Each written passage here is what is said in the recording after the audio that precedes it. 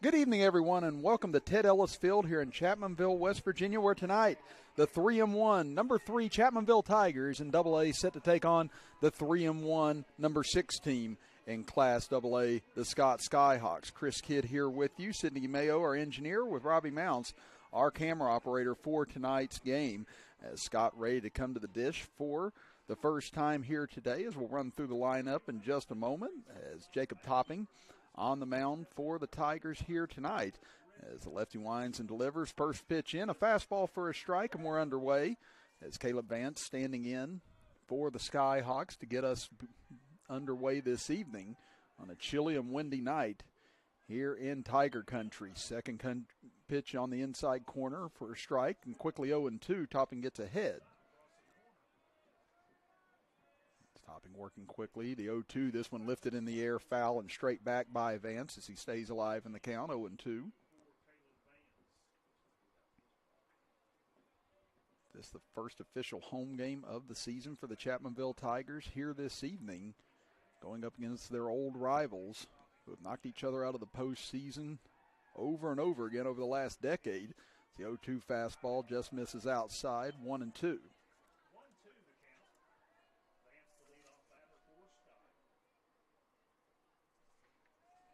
Topping back on the rubber, still ahead 1-2 in the count. The pitch to Vance, tries to go outside once again and misses. Count evens up at 2-2. Just trying to see if he could get Vance to chase on the outer half. He came on the inside for the first two strikes. Let's see if he goes back there. Yes, he does, and this one lifted a mile high in the air towards the left side. Drifting over is Thompson and Moore. Thompson calling for it, and he'll make the grab, the shortstop, for the first out of the evening. That'll bring up Jason Farrell, the second baseman for the Skyhawks. As the rest of the Scott lineup, it'll be Griffin Miller, the third baseman, batting third. Austin Light, the catcher, batting cleanup. Then in the 5 spot, you have Hunter Knoll, the pitcher, batting sixth as the designated hitter. Hayden Johnson in place of Jaden Sharps will be playing right field. As the first pitch to Farrell misses high, 1-0. Batting seventh will be the first baseman, Sam Cook. In the 8th spot will be center fielder Nick Miller. And rounding out the Skyhawk lineup will be Carter McClung, the left fielder. This one off the inside of the hands of Farrell as he fists it towards second baseman Sergoin, who makes the grab on the lazy line drive for out number 2. So nice job by Topping so far as he's getting in on the hands of these Scott hitters and caused a couple of pop-ups to get things underway, and that'll bring up Griffin Miller, the third baseman. Topping looking for a 1-2-3 top of the first inning. That'll miss low and away, 1-0.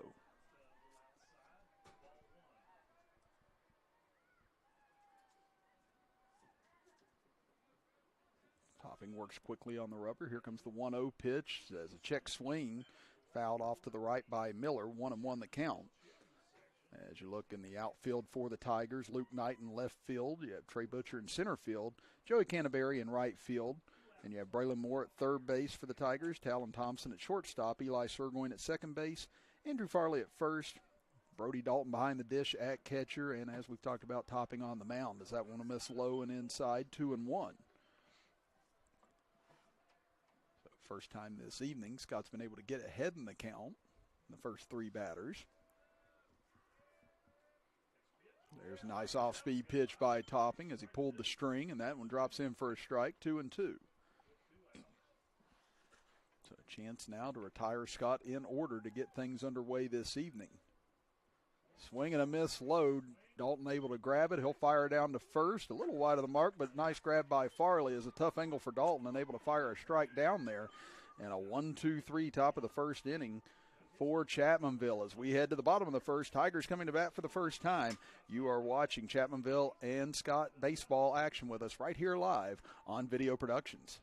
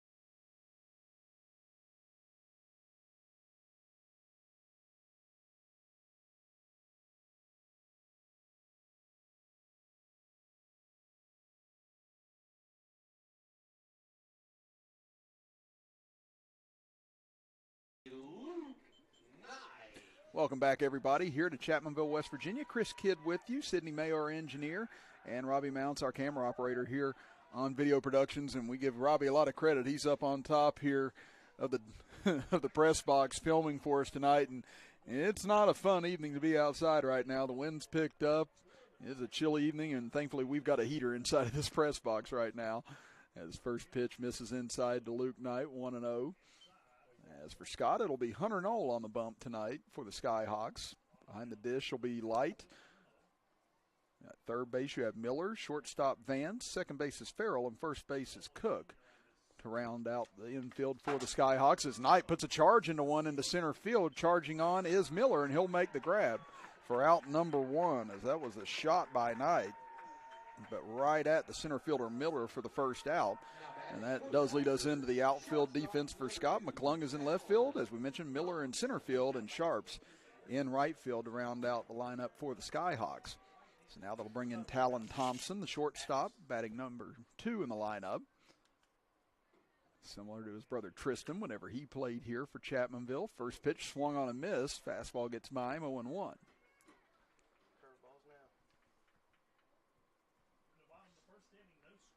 So Knoll peers into Light, gets the sign he wants, and comes set with the 0-1. Off-speed pitch, and that one fouled off with a curveball, fouled off by Thompson. So Knoll able to get ahead in the count here, trying to set up Thompson for the second out of the inning. Getting a quick 1-2-3 inning in the top of the first inning by Topping. Knoll now trying to answer the same call. The 0-2, this one fouled straight back right towards us. We hear the ricochet come off the press box. So Thompson able to stay in. Behind 0-2 still in the count. Knoll coming out pitching to contact right away here in this game. The 0-2 pitch. Reach for is Thompson. A little lazy fly ball to the right. Ranging over and making the grab is Farrell for out number 2. So following along, pretty similar script in the top of the first inning. A pair of pop-outs and fly-outs for Chapmanville, along with Scott, and that'll bring up Brody Dalton. Brody Dalton committed to West Virginia University to play baseball next year, coming off of becoming a state champion in basketball just last week. I remember talking to him in the Charleston Civic Center after the game, and I said, well, you've got, 30 hours to enjoy this? He said, yeah, if that. So he was ready to turn around and go straight to baseball right after completing Chapmanville's 3rd state title in 6 years. Count 1-1 to Dalton. That one misses high, 2-1. And you see Knoll trying to stay away from Dalton, knowing how dangerous he is behind the dish. This one comes after him, and Dalton charges it into right field. Backing up is Sharps. Does he have room? It's over his head and up against the fence. Dalton ranges for second. He'll be in with a stand-up double. And with 2 outs here in the bottom of the first inning, Chapmanville a chance to strike first.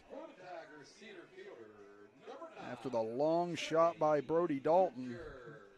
He had a mammoth home run the other night as well. That nearly put that one out of this huge ballpark at Ted Ellis Field. But we'll give Trey Butcher an opportunity now to give the Tigers an early lead.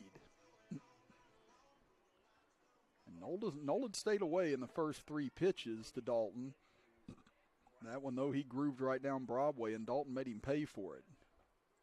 That fastball catches the outside corner, 0-1.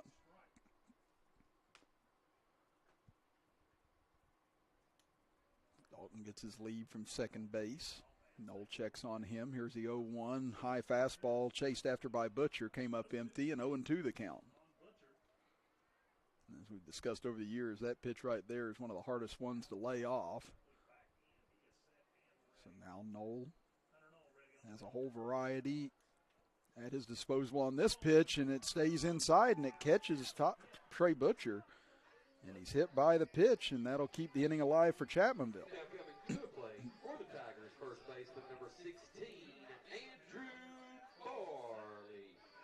Butcher, good job there as well, recognizing he was behind in the count and in trouble. That pitch was coming in. He allowed it to catch him in order to move the lineup over now to Andrew Farley. Farley, the first baseman, takes a big rip at the first pitch and fouls it off. Back to the screen, 0-1. Following Farley, in the 6th spot is Joey Canterbury. 7th spot is Jacob Topping. In the 8th hole is Eli Surgoin, and Braylon Moore rounds out the lineup for Chapmanville.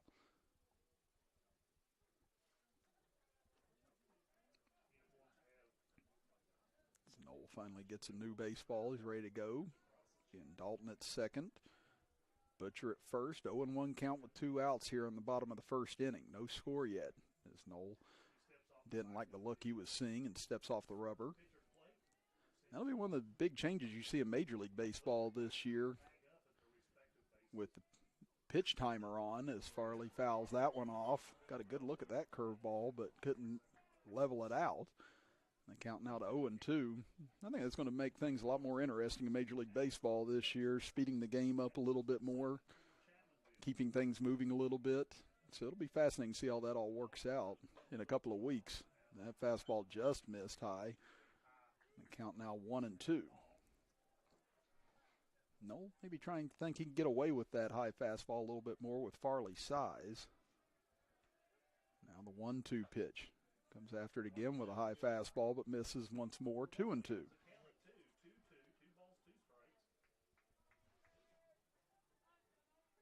Now 1 strike away from keeping Chapmanville off the scoreboard here in the bottom of the first, and there it is as Noel able to get Farley on the outside corner chasing. And Chapmanville will strand 2 here in the bottom of the first inning. So the double by Dalton goes for naught. We head to the top of the second inning, still no score. Here from Ted Ellis Field in Chapmanville, West Virginia, as you are watching Chapmanville and Scott High School baseball action right here on Video Productions.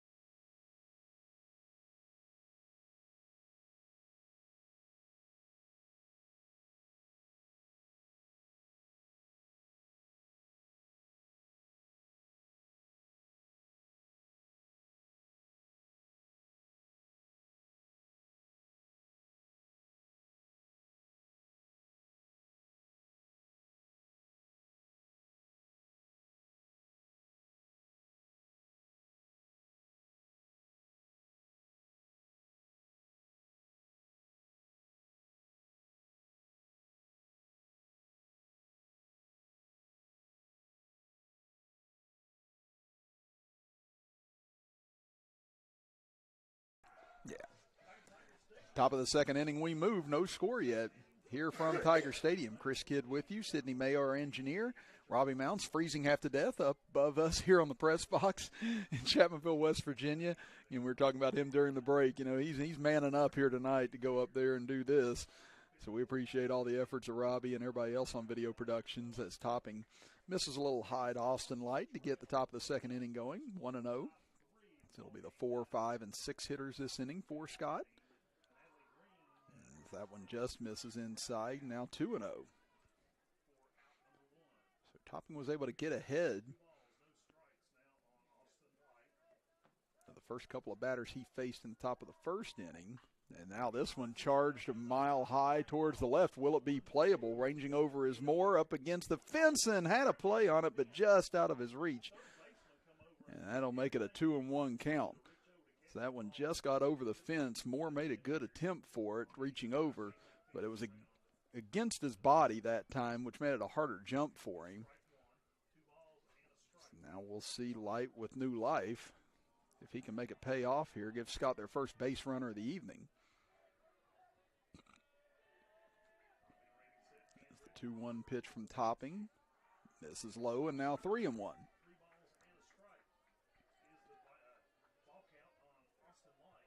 Now let's see if Light gets the green light here. Likely so. 3-1. It's a cleanup hitter for Scott. Takes a fastball high and ball 4. So the first base runner of the evening is the leadoff man here in the top of the second inning for the Skyhawks. And that'll bring up Hunter Knoll, the pitcher. And Knoll was able to get 2 quick outs in the bottom of the first inning before Dalton doubled and then hit Butcher with a pitch before finally striking out Farley to end Chapmanville's threat in the bottom of the first inning.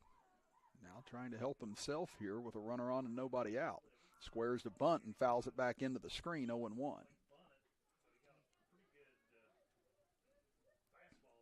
Again, this is a game tonight. You might see some small ball come into play against both these pitchers. Again, these 2 of the top teams in Class AA to start the season. Very likely see each other again come sectional time. 0-1. This one lifted high in the air to right field, backing up as Canterbury now comes in on it and makes basket catch nearly as he started back and then had to charge his way in as that ball just died off the end of the bat of Knoll. But a nice play by Canterbury to record out number 1. So that'll bring up Hayden Johnson, the designated hitter, batting in place of Jaden Sharps. Again, Sharps was on Scott's basketball team that made it the Class AAA state semifinals a little over a week ago. It's a great run for Scott. Ended up coming to an end against maybe the best team or one of the best teams in the state with Shady Spring. And Shady Spring went on and lost the state finals once again to Fairmont Senior. But again, another terrific run by the Scott Skyhawk basketball team, and Sharps was a big part of it, but he'll have Hayden Johnson batting in his place here. His first pitch fouled off to the right. That'll get over towards the mountainside, and the count 0-1.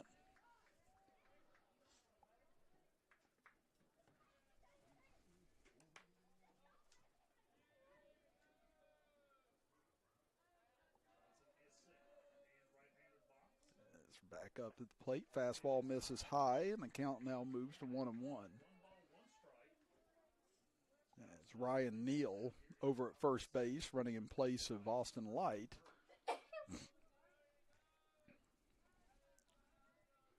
Here's the 1-1 pitch. This one fouled off once again to the right. And that'll get Topping ahead at 1-2. Again, we'll see if Neal likes to take off at some point in this at bat. I'd say with 2 outs, you'll probably see him running at some point to try and get into scoring position. We'll see if they put a hit and run on here as he gets his lead over from first base. Here comes the 1-2. They look over, fire over. Farley digs a low throw out. But apparently Topping thinking the same thing we were over here, just wanting to keep an eye on Neal.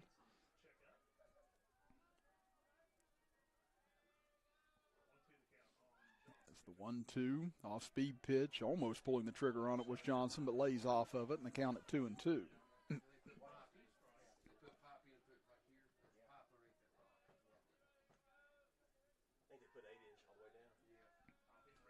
Topping takes a look at first again, comes ready, and this one lifted high and out of play. The count remains at 2-2.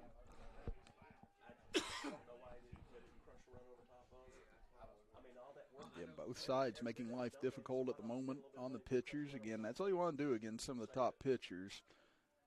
Work the count, make them show their pitches, make them show what they like to go with in certain spots. This time was called by Johnson, so he'll climb back in.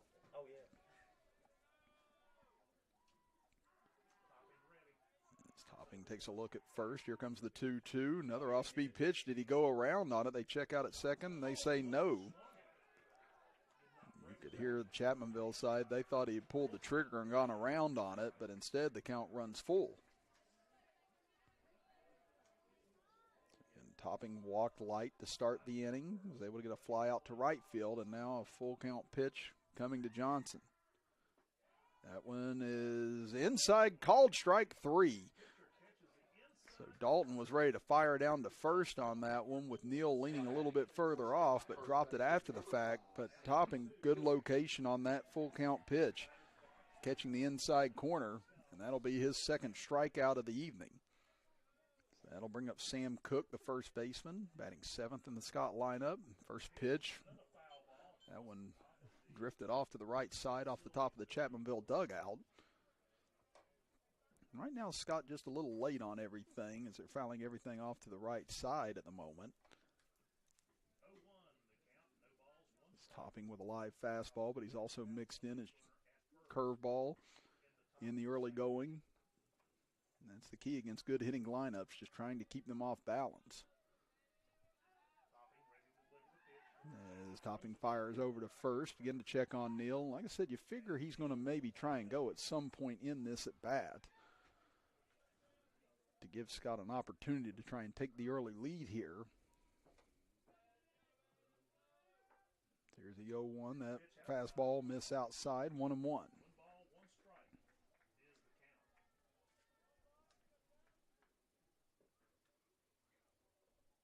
As Cook climbs back in right on top of the plate as Dalton lines up on the outer half here on this 1-1 pitch.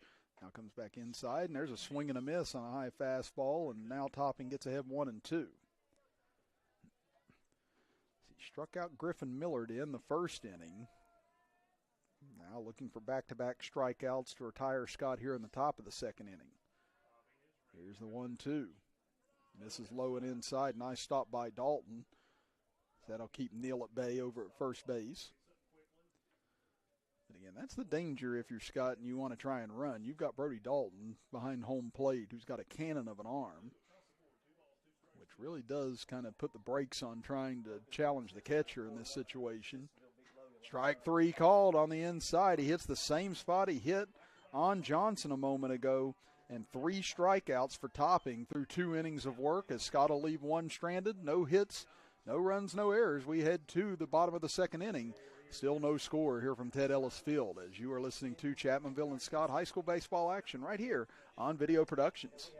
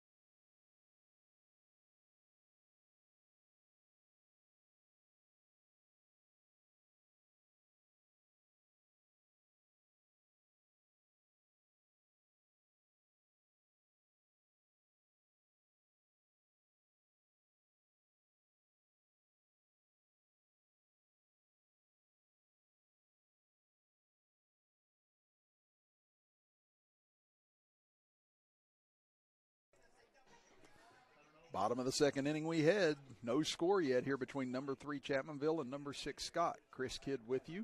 Sydney Mayo, our engineer, with Robbie Mounts, our camera operator. As Knowles' first offering misses low and away to Canterbury. As it'll be Canterbury, Jacob Topping, and Eli Surgoin this inning, the 6, 7, 8 hitters for Chapmanville. This one hit a mile high into left center field. Ranging over is McClung. He calls off the center fielder. Actually, the center fielder calls off McClung, and Miller will make the grab for out number 1. So that'll be the second put out of the evening for Miller out in center field.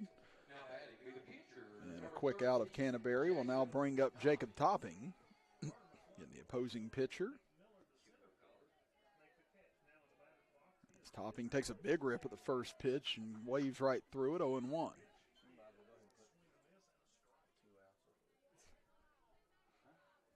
Topping, aggressive batter, stands in. This one hit a mammoth towering high pop-up out into right field. That one camped under by Sharps, and he'll make the grab for out number 2. So 3 pitches, 2 outs here in the bottom of the second inning for Chapmanville, and that'll bring up Eli Surgoin. Surgoin, the number 8 hitter, second baseman for the Chapmanville Tigers. Chapmanville got a little 2-out rally going in the bottom of the first inning with a Dalton double, but to no avail as that one fouled off and out of play over to the right by Surgoin. As I said, Knoll does pitch to contact. He knows he's got a good defense behind him. So he's challenging these Chapmanville hitters right away, and there's a swing and a miss by Surgoin, 0-2. Chance for Knoll to get through this with a quick 1-2-3 inning. That one tried to paint the outside corner, and Knoll thought he hit it, but doesn't get the call. So that'll make it 1-2. That was the 25th pitch of the evening so far for Knoll. 32 on the board for Topping. Swing and a miss, strike 3 as he came right after Surgoin with gas that time and puts him away for a quick 1-2-3 inning for Hunter Knoll. As you hear the Scott dugout and cheering section erupt as they come to the dugout. We're through 2 innings of work and no score yet here from Ted Ellis Field as you're listening to and watching Chapmanville and Scott High School baseball action right here on Video Productions.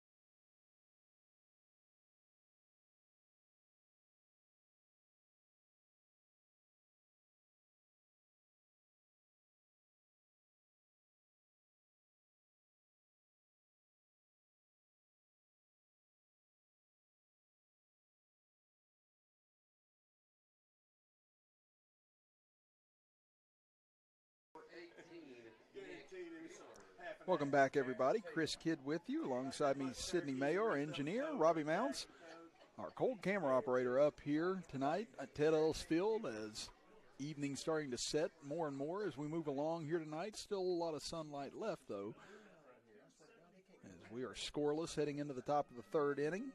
It'll be Nick Miller, Carter McClung, and then back to the top of the order with Caleb Vance here this inning as Topping yet to relinquish a hit against this Scott lineup. Only 1 walk against him as first pitch misses high, 1-0.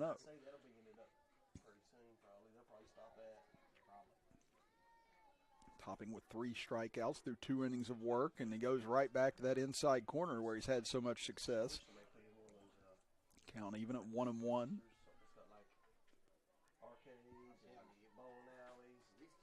Topping winds and delivers. That one's going to miss low and inside, 2-1. Again, Scott's staying patient at the plate. Again, Chapmanville's taking a more aggressive approach against Knoll. Scott, on the other hand, trying to make Topping work here in the early going. That one, though, reached for by Miller, and Miller knows it as it's fouled straight back 2-2. But, yeah, you could see Miller, as soon as he made contact with it, kind of banging his bat against his helmet ever so lightly. He knows he swung at ball 3 that time. So now the count evens up at 2-2. Time called by the home plate umpire. Actually, it looks like they're giving it to Miller instead. Now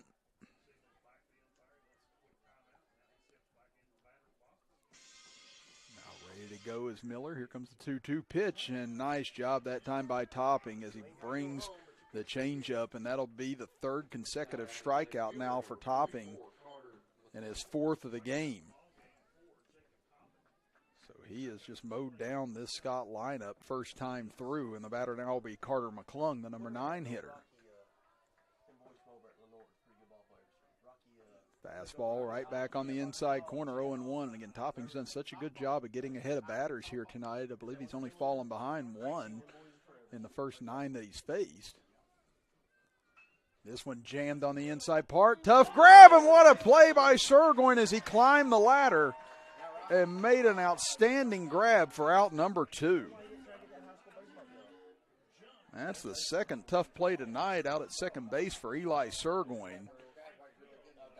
And he was able to get up for that one and save the first hit of the game for the Skyhawks.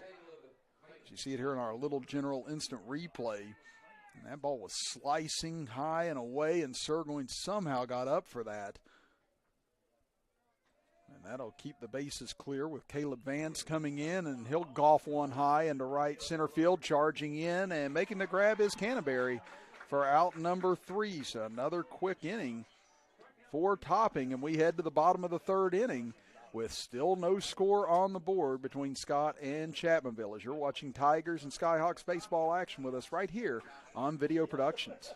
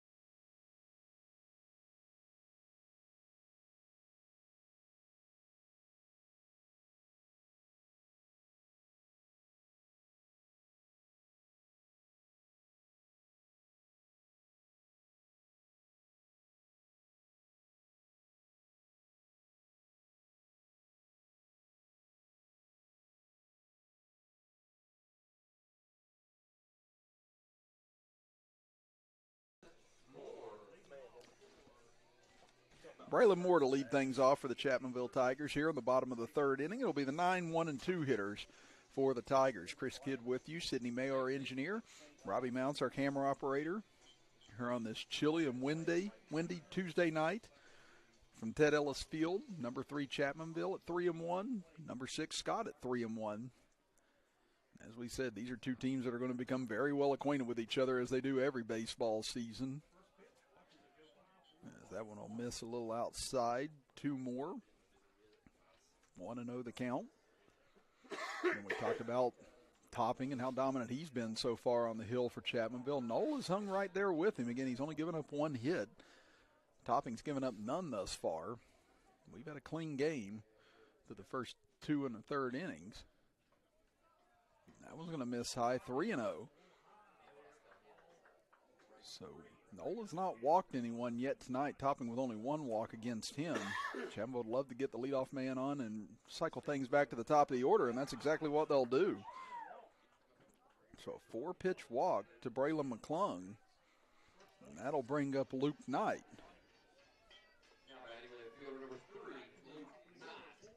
Knight absolutely tattooed a ball to center field to get things started tonight for Chapmanville, but it was right at Miller.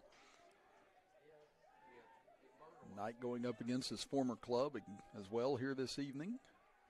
As Knoll, quick throw over to check on Moore, and not in time. Is this the first base runner for Chapmanville since the bottom of the first inning when they put runners at first and second that were stranded? That one misses inside. Nice stop by Light. Count at 1-0, but that's 5 straight balls to start the inning now for Hunter Knoll. And this is a tough part of the lineup for him to try and navigate through. Chapmanville very top heavy. Knight tries to lay down a bump, but fouls it off to the left, and they count now at 1-1. So like we said, you may see some small ball here tonight between these two, knowing how good both pitchers are. So 1 run, 2 runs could make a huge difference in this contest. So now you see the third baseman Miller creeping in. As Knight squares the bunt. We'll see if he stays with that or not. Now he'll pull back to swing, hits it right back up the middle. Nice stop by Knoll, throws to second for 1. On to first, not in time for a double play. But a nice stab there by Knoll to knock that down. And that's twice tonight. Luke Knight's hit the ball pretty square, but just good defense by the Skyhawks, able to erase any hit possibilities for him. So Knight will reach on the fielder's choice, and the batter now will be Talon Thompson. As Thompson popped out towards second base back in the first inning, as they throw over to first to check on Knight. And Knight, much more of a serious threat over there to steal than any other Tiger. And you see he's out to a pretty good lead right now, so I wouldn't be surprised to see him take off. Miss a bat, and he goes on the first pitch. Throw down by Light is not going to be in time. And Knight able to take second base and put a runner in scoring position for the Tigers. Yeah, you could tell from the lead he was getting that time that Knight had every intention of trying to take second base. Not a bad throw by Light down there that time, but just too much speed from Luke Knight. So now you'd imagine a base hit would be able to give Chapmanville the lead with Knight's speed out at second base. Thompson takes a big rip and fouls it back. Looks like he might have caught a piece of Light that time. To count now 1-1. And this is a batter that if you're Hunter Knoll, you really feel like you've got to get, because you don't want to put two runners on and have Brody Dalton coming to the dish here. You'd much rather have an open base to put Dalton at with two outs if you have the opportunity, especially after Dalton nearly took Noel yard in his first at bat, just missed a home run by a few feet.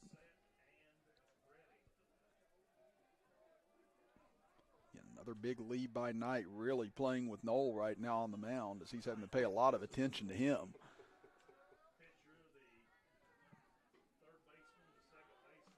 And you desperately don't want to have Knight over at third base if you're Scott right now. Then anything on the infield would likely scoring him. Whoa, nice curveball dropped in for a strike to Thompson.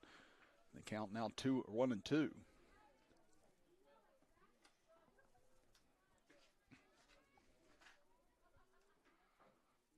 Strikeout here will go a long way for Hunter Knoll, you'd imagine. Now they try a pickoff play out at second base, but Knight able to get back in time.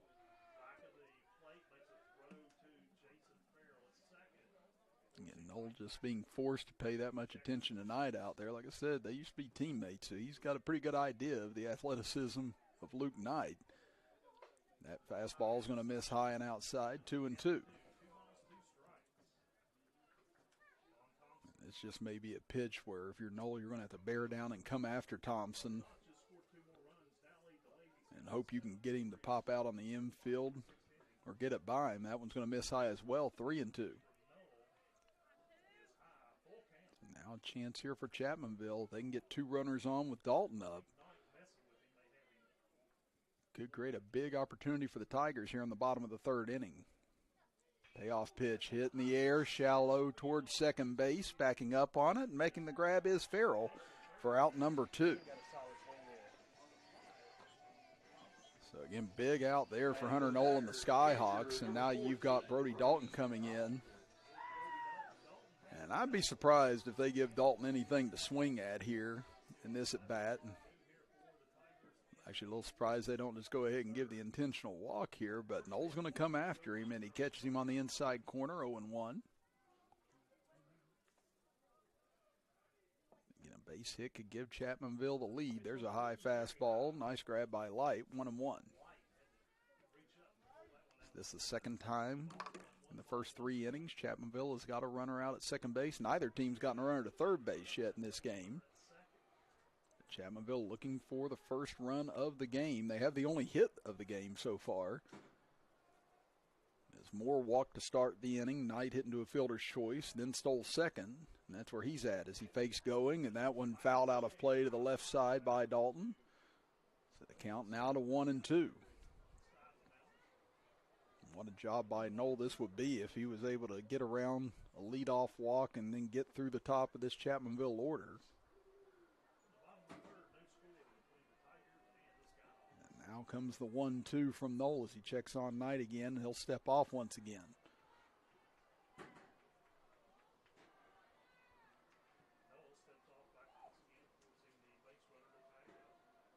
So here comes the 1-2. That one's going to miss inside. Another nice stop by Light. Count now at 2-2. Again, if I was Chapmanville, I'd be very surprised if they sent Knight here with Dalton at the plate. This one hammered into right field again. Backing up is Sharps, trying to find it up towards the fence, and he'll make the grab for out number 3. So Dalton once again hammers the ball, but this time the ballpark able to hold it, and Sharp's able to keep it in front of him.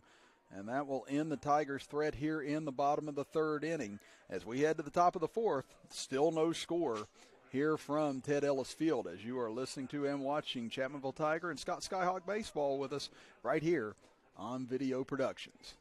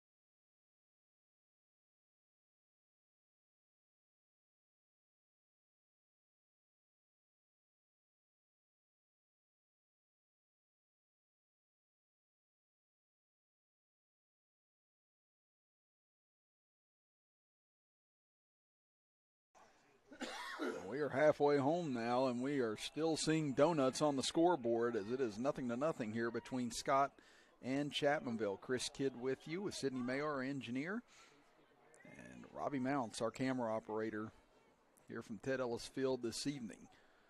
In a cloudy, overcast night, a little drizzle here and there with the wind picking up. But again, a great turnout here tonight between these two top 10 schools in Class AA. Count now 2-0 to Jason Farrell. It'll be the 2-3-4 hitters this inning for Scott. This one hit high in the air into shallow center field, backing up on his Thompson. Now has to come back in as the wind caught it, and Thompson able to make the grab for out number 1. Again, the wind playing a little havoc with the outfielder's judgment of these balls and even the infielders on those. But a nice job by Thompson to adjust to it. And if you look at the outs here tonight for Scott, not a one of them has come on the ground. Everything has been a fly out or pop out here this evening for the Skyhawks. And credit to Topping, as that's the way he likes to pitch.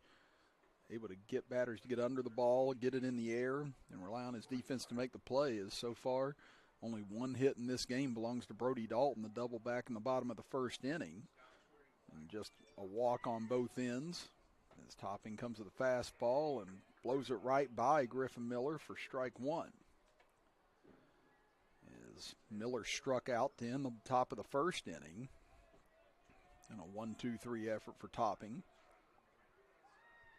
As the 0-1, that one paints the outside corner. 0-2 with another fastball. So 4 strikeouts on the evening for Topping. Looking to make Miller a 2-time offender here at the plate on this pitch. But Miller rips it into right field. Coming on is Canterbury, and it's right at him for out number 2. That was a sharp hit ball by Miller, but that's what you just call an Adam ball because it was right at him. And that'll bring up Austin Light, the cleanup hitter, as he is the only Skyhawk to reach base so far here tonight against Topping. as he walked to start the second inning, but was later stranded after a fly out and a pair of strikeouts.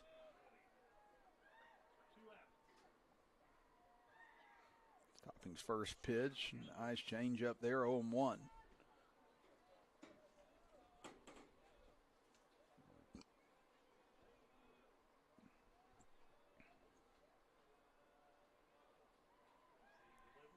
Now comes with a fastball and blows it by his light tardy on it, 0-2. Topping looking for another lightning quick inning here to retire Scott in the top of the fourth inning. Comes back with gas, but this time misses low, 1-2. It's Topping with 2 1-2-3 innings out of the first 3, looking to make it 3 out of 4 here. As Topping doesn't like the ball that he was giving, so he's asking for a new one from Coach Josh Rakes. And again, coaches on both sides. You have Josh Rakes, Darren Gobby, and Trey Dalton for the Chapmanville Tigers. For Scott's Chris Barrett, Aaron Cook, Sean Miller, Easton Cook, and Scott Light. Now the 1-2 offering. Oh, and he totally had Light fooled on that pitch as he thought he was getting one thing and got another and ended up striking out on a tough pitch there from Topping, who has kept Scott off balance all evening long. Now we'll see if the Chapmanville offense can give Topping a little bit of breathing room here as we head to the bottom of the fourth inning. Still no score here from Chapmanville, West Virginia, as you are watching Tiger and Skyhawk baseball action right here on Video Productions.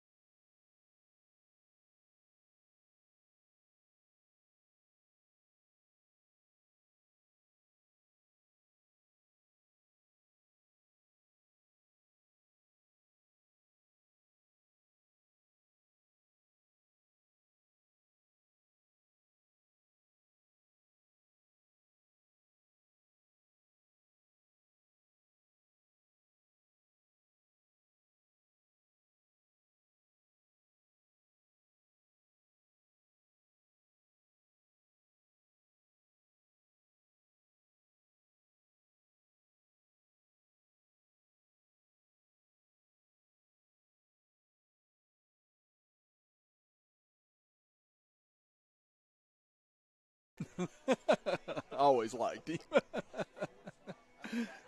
Bottom of the fourth inning we go. Chris Kidd here with you. Sydney May, our engineer, and Robbie Mounts, our camera operator, here on this chilly evening from Chapmanville, West Virginia. As first pitch from Knoll misses inside to Trey Butcher, 1-0. As it'll be the 4, 5, and 6 hitters this inning for the Tigers. As Butcher was hit by a pitch his first time up from Knoll, and he gets ahead 2-0. Again, it was the opposite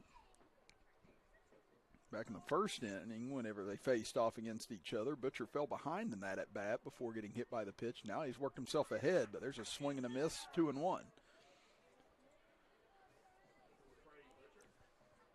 In Chapmanville, the only side that's mounted a serious threat here tonight on the base path, but still no team has reached third base tonight. That fly ball slicing away from the left fielder McClung, and that one's going to drop in. Butcher rounds first, takes a wide turn. Throw comes into second, and not in time. He's able to beat the tag. And Butcher, with a leadoff double, now has Chapmanville in position to try and take the first lead of this game.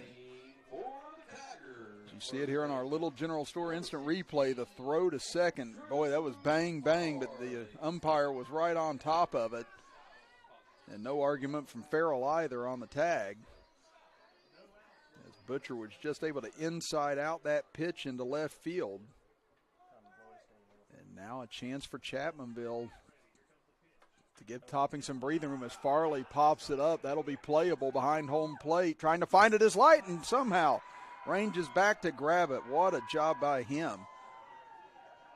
As that was a difficult pop-up behind home plate, and it got over his head, but he was still able to come back and make the grab. We said the wind's picked up here tonight. We don't feel it up here in the booth, thankfully, but down there on the field, once it starts kicking up like that, and you've seen several fly balls here tonight that have been difficult to judge, but these defenses so well disciplined, they've been able to come up with the plays they've needed nonetheless, as Joey Canterbury flew out to center field his first time up. Count it 1-0. That one comes inside with a fastball. Canterbury just able to get out of the way and a count 2-0. And Chapmanville has had a runner at second base in 3 of the 4 innings here tonight, but have yet to be able to cash in. Is now the time. Check swing by Canterbury. They check to see if he went around, and they say he did. So 2-1 count now on the Chapmanville right fielder. Made a nice grab on a line drive last inning. Out to right field from Miller. Or I should say in the third inning. 2-1, nice curveball, swing and a miss there. 2-2 as the throwback got away from Knoll. But Butcher in no position to take off for third base that time. And Jacob Topping waiting on deck, and might be appropriate if he's the one that's able to cash in for the first time, considering the job he's done on the mound so far. And there's a swing and a miss on another curve. So back-to-back curveballs, able to strike out Canterbury. And that'll be the third strikeout of the evening for Hunter Knoll. So nice job by Knoll settling down after that leadoff double. Gets a pop out to the catcher and a strikeout. And now Topping, who flew out to right field his first time up, takes a strike at the knees, 0-1. 55 pitches on the board for Knoll. He's reached the midway point of his allotment here tonight. Again, you're allowed 110 pitches in a game. And this one hit a mile high into right field, ranging over his sharps. He's camped under it. And Scott will get out of the fourth inning and work around a leadoff double to keep Chapmanville off the scoreboard yet again. So we are 4 innings deep and still scoreless here from Ted Ellis Field in Chapmanville, West Virginia, as you are watching Tiger and Skyhawk baseball action with us right here live on Video Productions.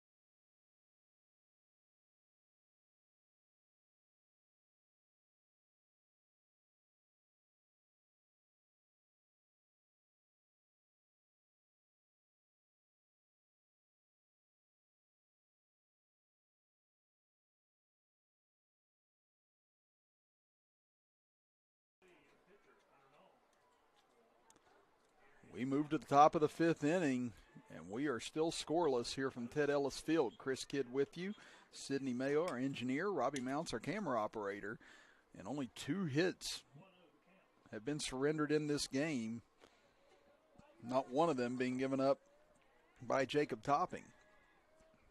And there's a swing and a miss. 1-1 the count to Hunter Knoll. And Topping tonight has only surrendered one base runner. That was a walk back in the second inning to lead things off to Austin Light. Other than that, he's been on fire tonight and continues so with that inside fastball. So 1-2 the count now to Knoll, who did a fabulous job of working around that leadoff double back in the bottom of the fourth inning. Inside again and freezes Knoll looking for strike three. That has been his pet pitch all night long. And a great job by Topping, recognizing he's getting that call all evening long. And that is the sixth strikeout for the senior. And that'll bring up Hayden Johnson, the designated hitter, again batting in place of Jaden Sharps. That time he comes with a high fastball, just missing, 1-0.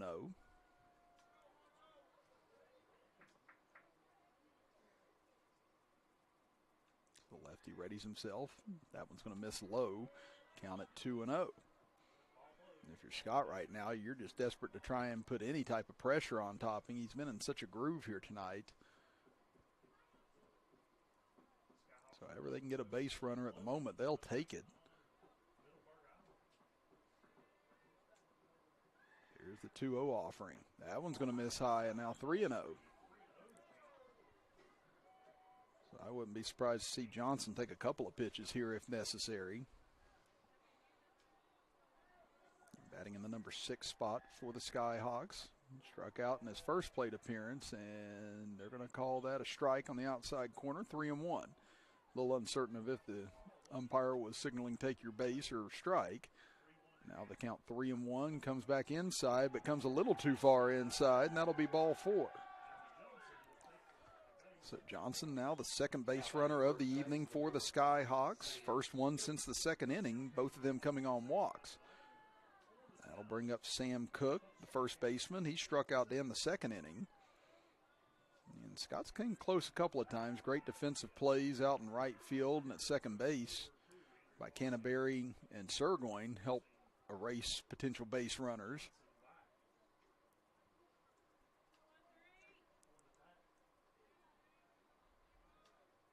It's a short lead over at first. Here comes the pitch. This one rocketed back up the middle, and there's the first hit of the game for the Skyhawks. As runners will hold at first and second. As Sam Cook tattooed that ball right back up the middle. Now runners at first and second here with one out in the top of the fifth inning. And that'll bring up Nick Miller. So it's the bottom part of the Scott lineup that is getting things done here in the top of the fifth. And it's the first time all evening the Skyhawks have reached second base. Again, neither side has gotten over to third just yet tonight. That's how good the pitching and defense has been this evening. That one misses high, 1-0. So again, Topping now facing base runners. It's been a little rattled here over the last couple of pitches. Miller struck out to start the third inning against Topping.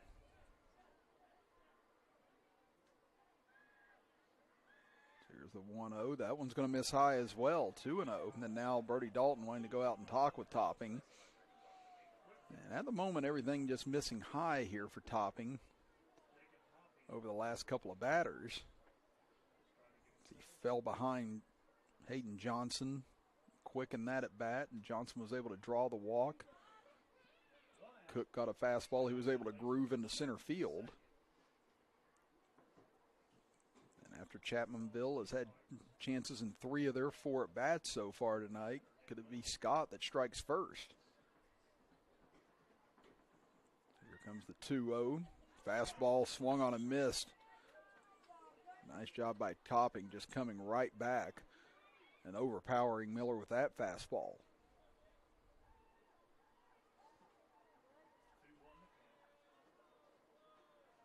Topping taking his time. Here comes the 2-1 pitch as he checks on the runner at second. And he'll take a look back and chases him back to the bag.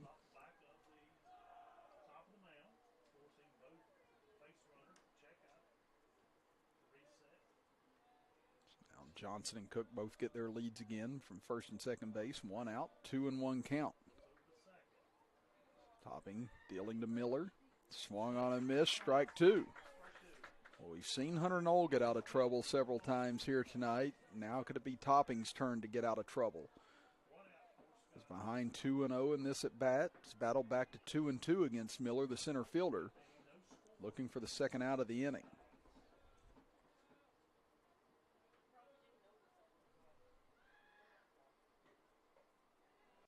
That one misses high, 3-2.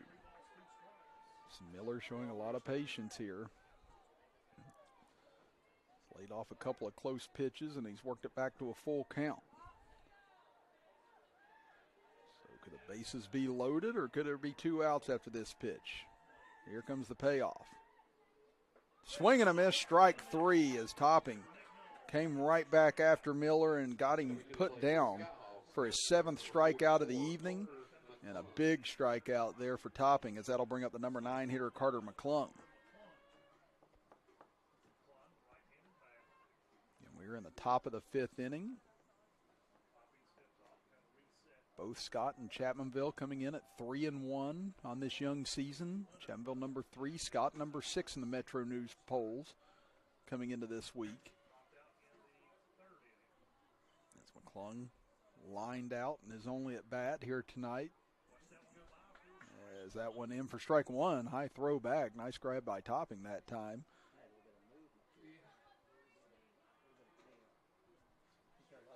Yeah, McClung lined out to second base. Hey, I'm videoing the ball game. What's up?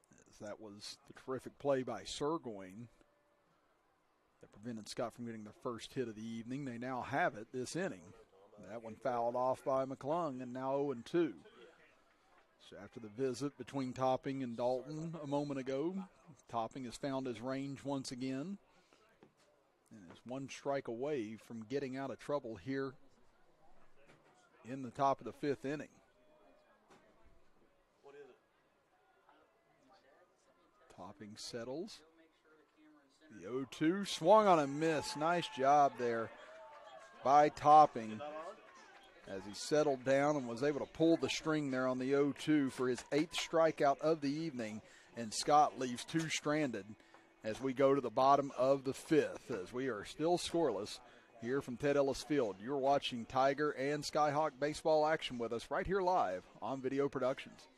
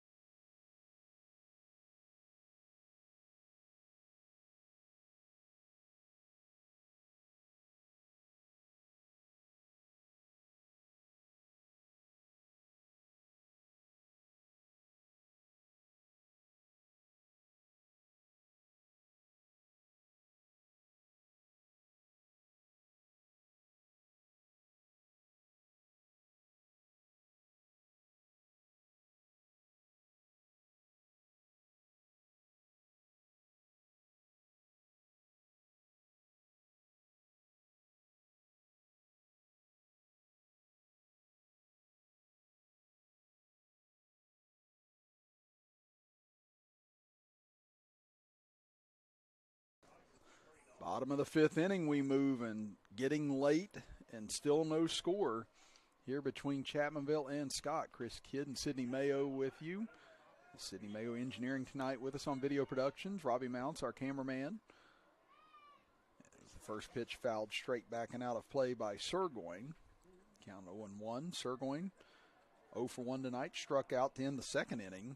Has made a couple of phenomenal defensive plays out at second base, as takes that curve low and 1-1. It is now completely overcast and dark here as nighttime is set in here in Chapmanville, West Virginia, and Surgoin takes strike 2. Snow would love to get out ahead in this inning after Chapmanville's been able to put some pressure on him throughout this contest. Again, they've had runners at second base 3 out of the 4 innings here tonight, including the leadoff man last inning with the leadoff double by Trey Butcher. But Knoll's been able to work himself out of trouble all night long. The 1-2, Surgoin lifts it high and out of play to the right, as that will get up against the mountainside, and the count remains 1-2. It's the 8, 9, and 1 hitters this inning for Chapmanville. As that one a little outside, and Surgoin chased it over and fouls it off to the right side. So the count remains 1-2 as Surgoin has spoiled a couple of good pitches.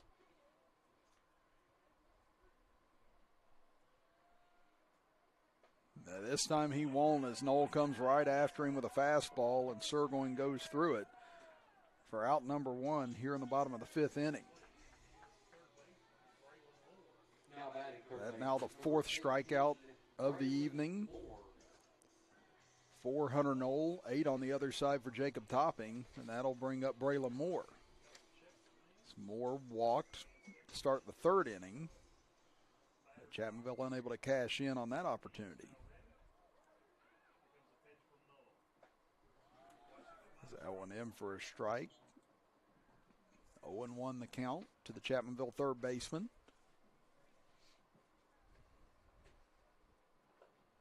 Fastball missing high, 1-1.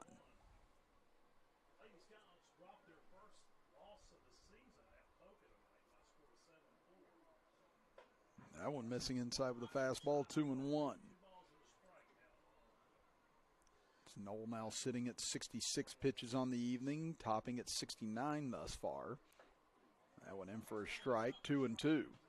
And again, you're allowed up to 110 pitches before you have to be lifted from the game. And both of these two seem to be ahead of the curve right now as far as the 7-inning game goes. But if we continue to put zeros on the board, we might be heading a little bit longer than that this evening, as Knoll thought he had strike 3 there on Moore, but just misses. And Moore, who drew the only walk of the evening off of Knoll thus far, trying to do so again. Here's a 3-2, swung on and just fouled off, and that might have caught the home plate umpire too, as he's shaking it off as he walks around for a moment. And yeah, he gives a nice thumbs up signal over towards first base umpire to let him know he's okay. And those are just some tough stingers to take, and unfortunately part of the difficulty of the job sometimes. You got to hang in there one way or another to try and make the call. And now looks like Coach Barrett coming out and checking on the home plate umpire as well, and looks like everything okay. So now it'll be another 3-2 pitch coming to Braylon Moore. 1 out, nobody on here in the bottom of the 5th inning. Still no score. Inside, called strike 3 as Moore tried to get out of the way, but that's been a spot that's been given to the pitchers all night long. And Knoll able to find the same location Topping has for his 5th strikeout and back-to-back strikeouts to start the bottom of the 5th. That'll bring up Luke Knight now. Knight's hit the ball sharp twice off of Knoll, lined out to center field his first time up. Hit it right back up the middle. Looked like a hit once it left his bat, but Knoll with a great stop, able to retire the batter at second base. But this time they won't retire Knight, as he laces one into right field and gives Chapmanville a base runner with 2 out here in the bottom of the 5th.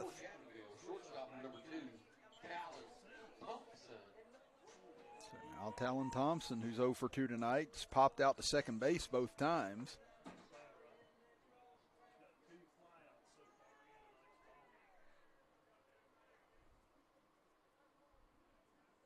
Knight, he took off and stole second base after reaching on the fielder's choice last time. I won't be shocked to see him take off again here and try and give Thompson an opportunity to drive him in.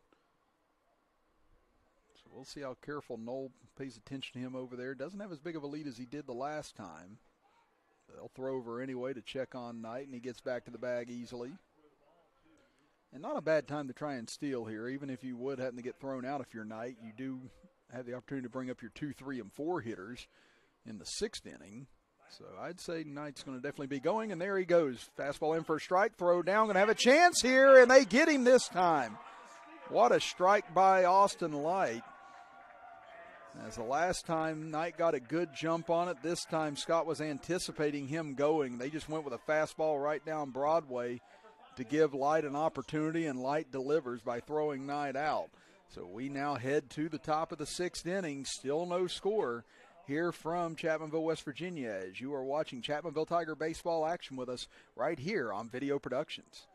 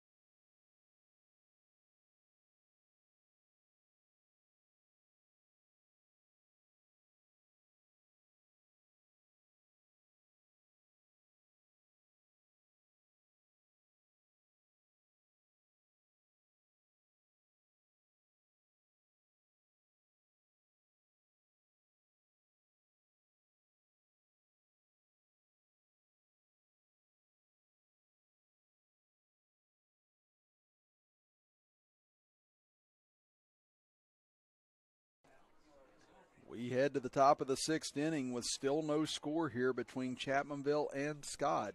From Ted Ellis Field, Chris Kidd with you, Sidney Mayo, our engineer, Robbie Mounts, our camera operator. Again, both of these teams coming into the season ranked in the top 5. Scott falling a little bit after their most recent loss, which was the only loss of the season for them. Both coming in at 3-1 and trying to get an upper hand on each other as they move forward. Like we said, this will not be the only time by far that these two meet this year.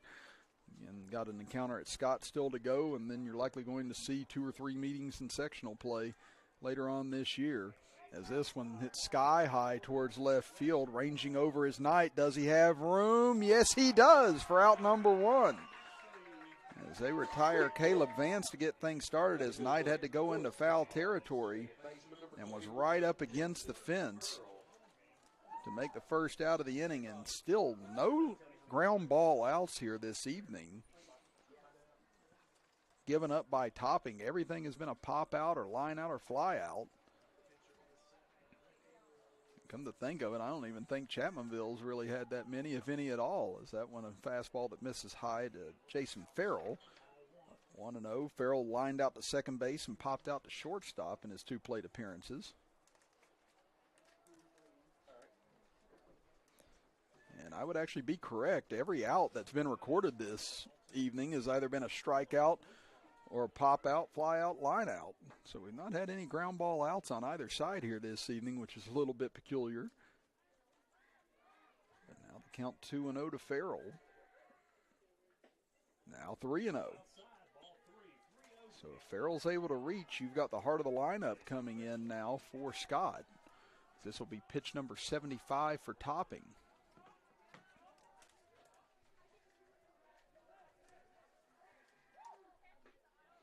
Adam will miss outside, ball 4, so a 4-pitch walk.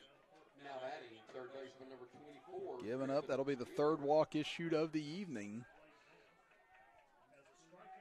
by Topping. And we'll see if they keep Farrell out there to run. It appears they will. And now Griffin Miller struck out in the first inning to end the first inning, and then lined out to right field his last time up.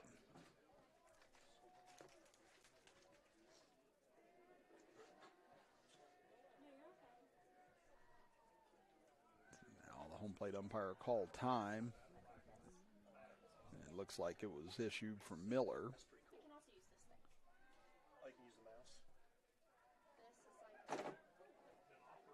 Now a short lead over at first base by Farrell. So they'll hold him there with Farley. Topping, taking a long look over at first base. You're probably going to get a step off here, and you will. Yeah, I was going to say that was basically just a stare down there between Farrell and Topping that time. Who was going to flinch first? And finally, the home plate umpire just put an end to the stalemate and called time himself.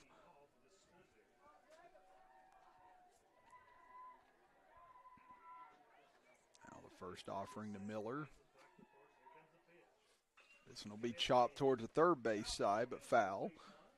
So we nearly had our first ground ball in play on the evening. The count now 0-1.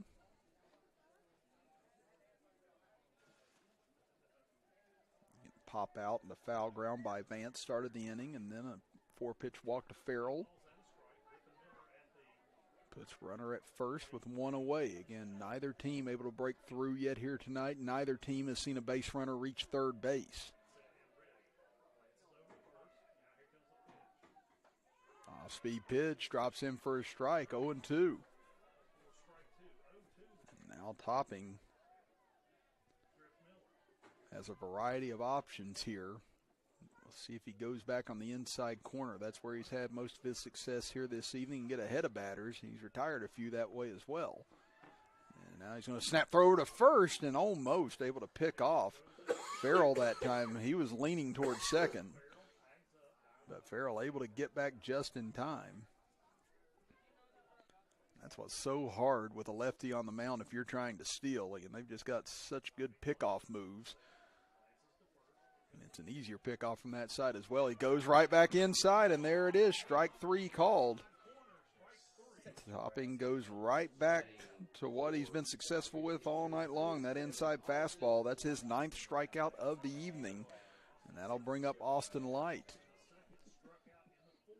And Austin Light walked in the 2nd inning, struck out to end the 4th inning. Trying to keep things going for Scott here in the top of the 6th as Topping throws over to first. Once again to check on Farrell. And kind of like with Knight back in the bottom of the 5th inning, not the worst time if Farrell, someone you want to put in motion here. So he gets thrown out. You have 4, 5, and 6 for Scott in the 7th inning.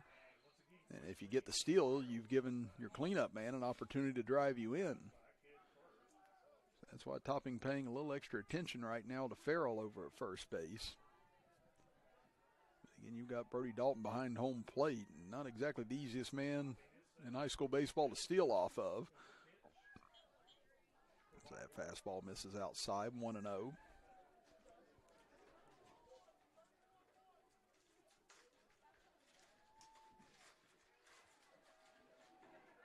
Farrell gets out to a medium lead over at first base. Here comes the 1-0 pitch from Topping. And that one will miss high, 2-0. Whenever Topping's had to deal from the line tonight, he has missed high more frequently, and obviously not the same motion as you get from the stretch. So we get a little bit of a drizzle going now here down on the field, as that will be a quick throw over once again to check on Farrell.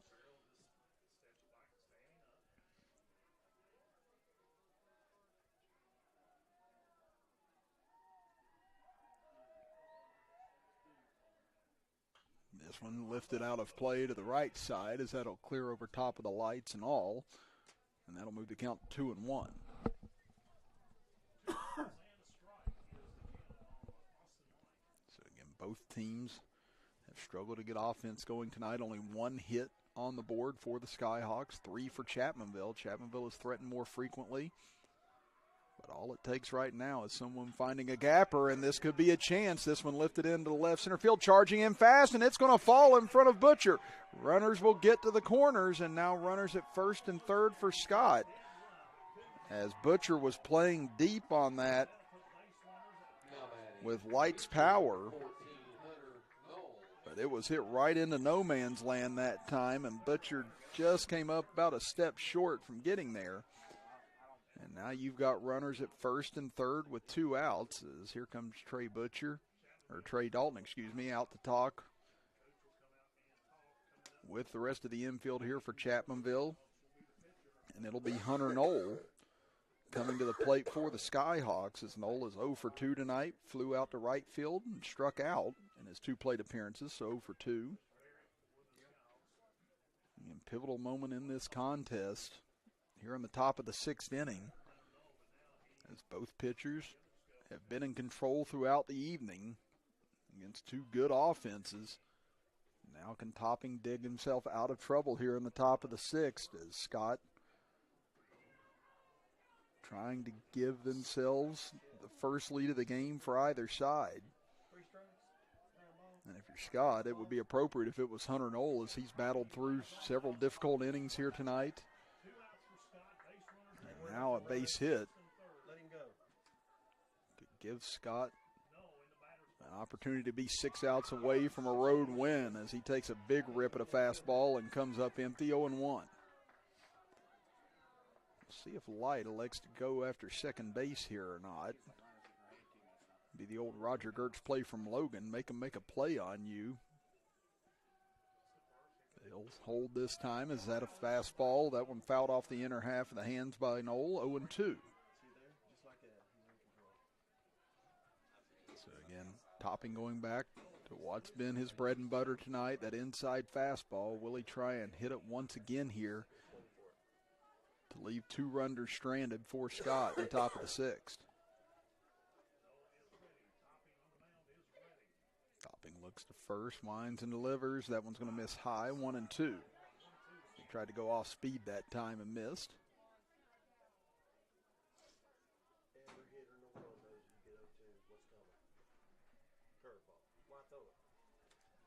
Now here comes the 1-2.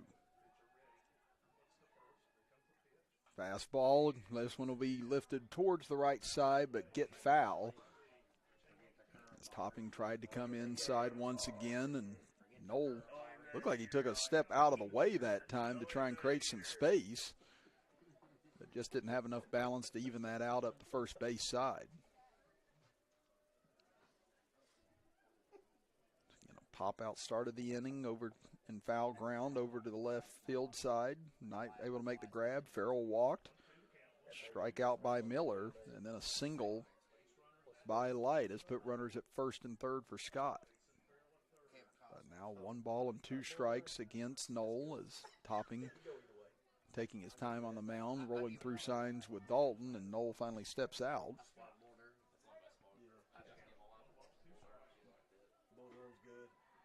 Now here comes the 1-2.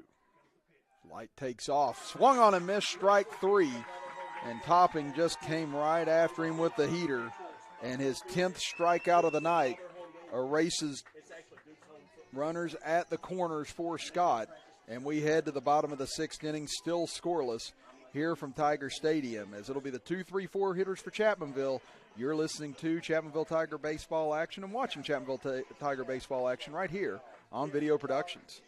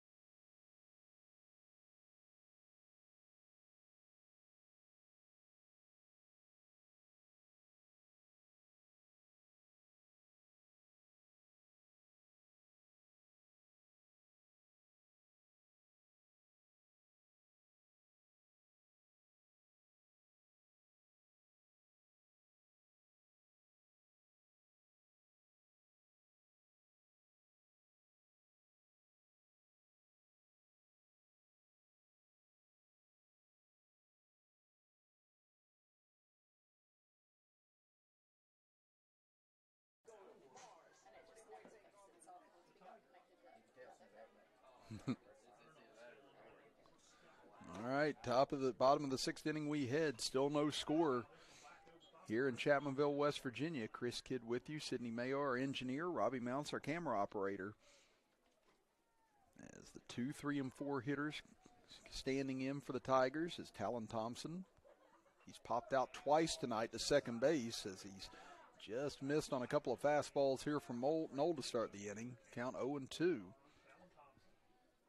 3 hits tonight for Chapmanville, 2 for Scott. Scott with their most serious threat last inning, putting runners at first and third with 2 outs, but Topping able to get out of the jam. As Topping reaches for that curveball and fouls it off to the right. Count remains at 0-2.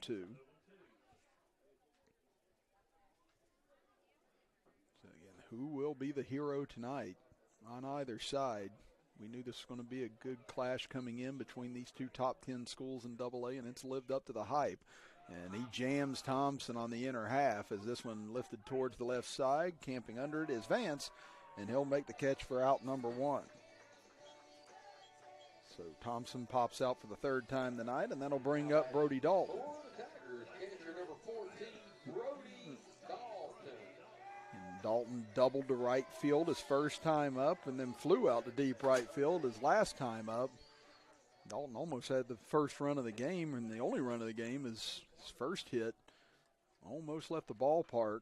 This one hit high in the air straight back, but it looks like it's going to get out of play into the Scott section, and thankfully just hits the bleachers and hops out of play as that whole side cleared out once they saw it was coming towards them. So Dalton falls behind 0-1.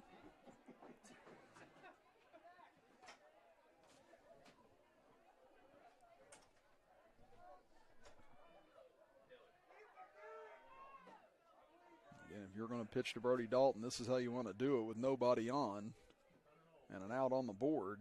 But still got to be careful with the power Dalton possesses as he takes another big rip and fouls it out of play to the left this time.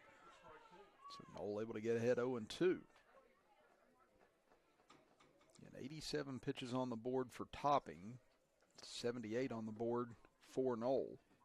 This one hit hard towards first, but right at Cook, who makes the grab for out number 2. And boy, that was hit right on a line, right at Cook. Give him credit for standing in and making that grab. As Dalton has tattooed the ball all 3 times tonight and has been unlucky on 2 of them. And that'll bring up Trey Butcher. Butcher was hit by a pitch in the 1st inning and then doubled to lead off the 4th inning, but was then stranded. This one chopped towards the first base side, fielded by Cook, and there's our first ground out of the game on either side, and it's a 1-2-3 inning for Hunter Knoll. Well, we go to the top of the 7th inning, still no score here between Chapmanville and Scott. As we will be back right after this break. You're watching Chapmanville Tiger baseball action with us right here on Video Productions.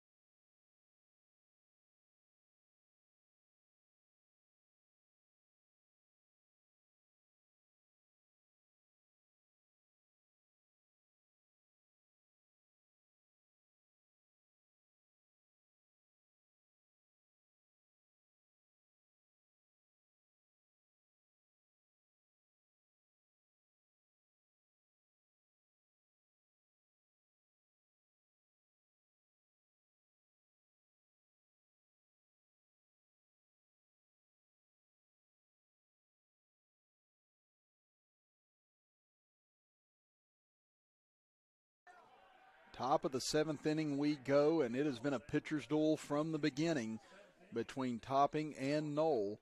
Who will break through first? Chris Kibb with you, Sydney Mayo alongside me engineering tonight's contest with Robbie Mounts, our camera operator here from Ted Ellis Field. And only 3 hits surrendered by Knoll, 2 hits surrendered by Topping. And quickly gets ahead 0-2 here on Hayden Johnson. Johnson struck out in the 2nd inning and walked in the 5th inning. And here will be the 90th pitch of the evening from Topping, and just misses low, 1-2. So that could end up being the big decider in this game, who gets to whose bullpen first. And both with capable pitchers across the way, nonetheless. But Topping and Knoll have been especially difficult on batters all night long. It's count now 2-2. At 110 pitches is the allotment, so Topping coming down to his final 19 pitches if necessary here tonight. Here's the 2-2 pitch to Johnson. Misses inside and a little high, 3-2. So it went from 0-2 to 3-2. Johnson trying to work his 2nd walk of the evening. Swung on a miss, strike 3. Instead, it's strikeout number 11 for Jacob Topping. Coming to the plate for the Skyhawks, first baseman number 5, Sam Cook. And again, Topping just continues to stay strong. That's his 3rd straight strikeout now. And that'll bring up Sam Cook. Cook struck out in the 2nd inning and has one of the 2 hits off of Topping tonight as he singled in the 5th inning. That was really the big threat of the evening so far, one of the big threats for Scott. So they've put runners at 1st and 2nd in the 5th and 1st and 3rd in the 6th inning, but Scott unable to cash in. Chapmanville's had runners at 2nd base on 3 occasions tonight, but unable to push a run across themselves. That one misses low, 1-1.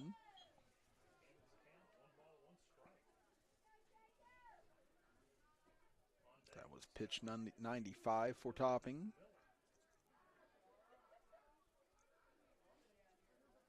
Takes his time, and now time called by Cook.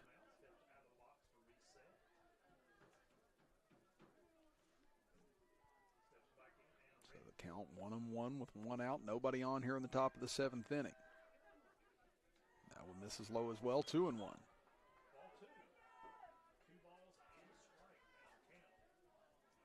Either side looking for base runners right now in this tense situation as the wind kicks back up.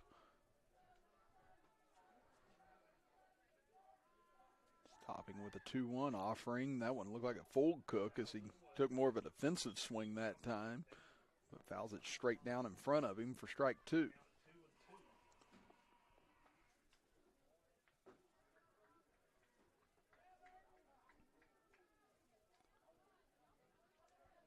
Topping trying to keep the bases clear here. 2-2 pitch. Comes inside and strikeout number 3. That is his 4th straight strikeout and now his 12th strikeout of the night. Just been a dominant performance from Jacob Topping on the bump here this evening. And it looks like we're going to have a hitting change here for the Skyhawks.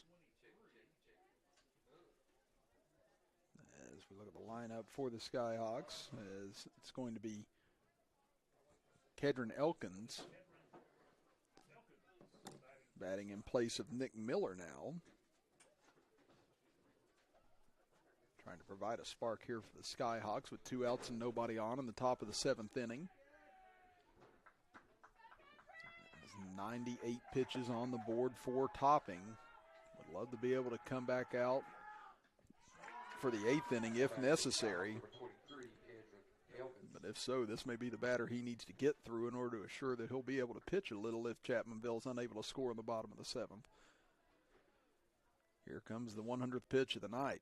Swung on and hit a high in the air over towards shallow right field. Surgoin battling the wind and able to come up with the grab for another 1-2-3 inning. And again, what a 7 innings of work for Jacob Topping here tonight. 12 strikeouts, 100 pitches on the board. Now can his offense cash in for the first time tonight and try and take this game away from the Skyhawks? We'll be back to find out right after this as you are watching Chapmanville Tiger baseball action right here on Video Productions.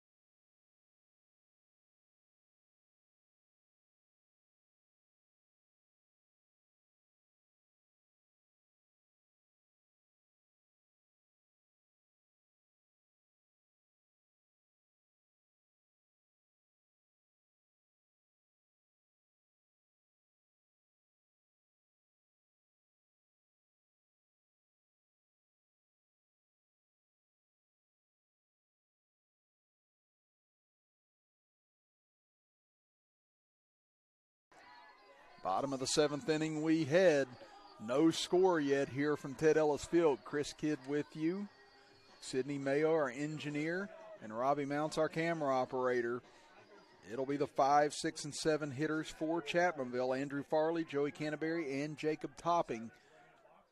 His first pitch to Farley misses low, 1-0. Farley tonight, 0 for 2. He struck out in the first inning and popped out to the catcher his last time up. High fastball misses, 2-0. So we said Topping has reached 100 pitches on the evening. That was pitch 82 for Knoll. Fastball misses high again, 3-0. So Chapmanville, a chance to get the leadoff man on here in the bottom of the 7th inning. 1 run will do it. Farley taking all the way, and he'll take a strike right down the pipe, 3-1. I wouldn't be surprised to see him take another one here just to see if he can reach. Here comes the 3-1. Ooh, takes a swing and a miss on the outside corner, and that could have been ball 4 possibly. But instead, now the count runs full. Farley now wants time. Knoll has been battling back all evening long on the hill. And now a chance to try and work his way back from a 3-0 count. Strike 3 called as Farley takes a look at it right down the pipe again.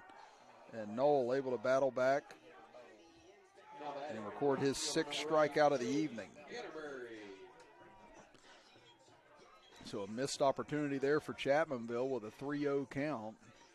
Unable to get the leadoff man on, and now Joey Canterbury is 0 for 2 tonight. Flew out to center field and struck out in his last plate appearance in the 4th inning.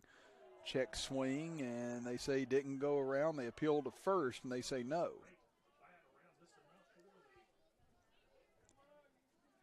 Again, Chapmanville threatened mostly in the first part of the contest, and Knoll's been able to get control of this game since then. Scott had trouble threatening in the first half of the game, but they've now been threatening a lot more as the second half of this game's gone along, minus the 3 up, 3 down in the 7th inning from Topping. There's a swing and a miss, 1-2. You can see Andrew Farley going to the bullpen right now for Chapmanville. In the situation we go to extra innings, Topping likely won't make it through the top of the 8th as he's only got 10 pitches left in his arsenal before he has to be lifted. Count 2-2. Knoll now at 90 pitches on the evening. This one chopped towards third, but right at Miller. He'll take a couple of steps, fire over to first, and in time for Cook for out number 2. So that'll bring up Jacob Topping now. For the Tigers, pitcher number 13, Jacob Topping.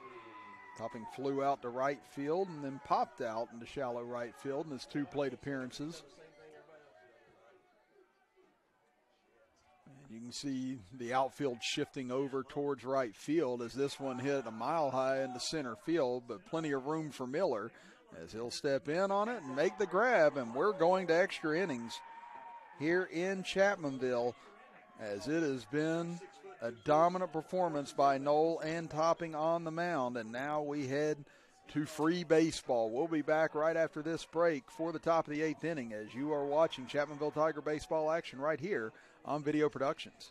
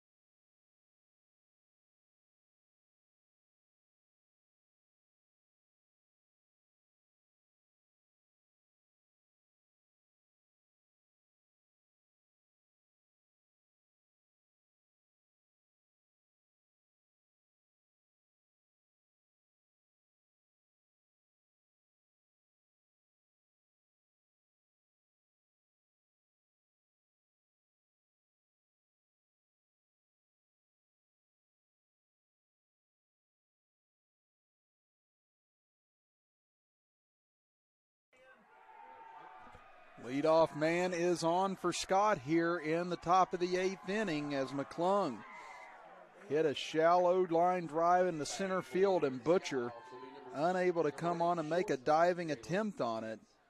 Good effort by Butcher out in center field, but the ball just sinking fast, unable to catch up to it. You see it here on our instant replay.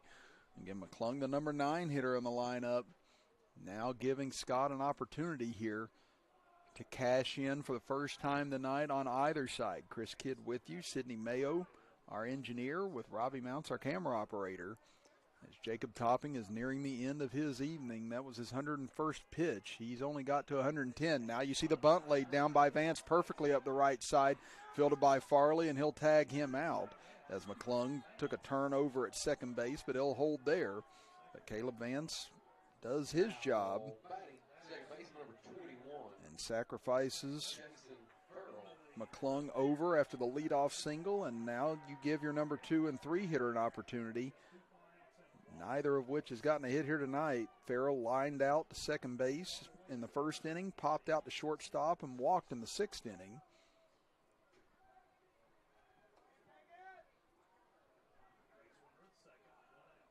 Again, Andrew Farley was warming up in the bullpen in the 7th inning for Chapmanville, so he could be the one to take over should Topping not be able to get 2 quick outs here. So that was 103 pitches for Topping. As we said, you're allowed 110. Knoll is sitting at 92 right now on Scott's end. And 12 strikeouts tonight for Jacob Topping. Can he dig his way out of trouble here as he takes a look back at second base? McClung able to dive back in safely.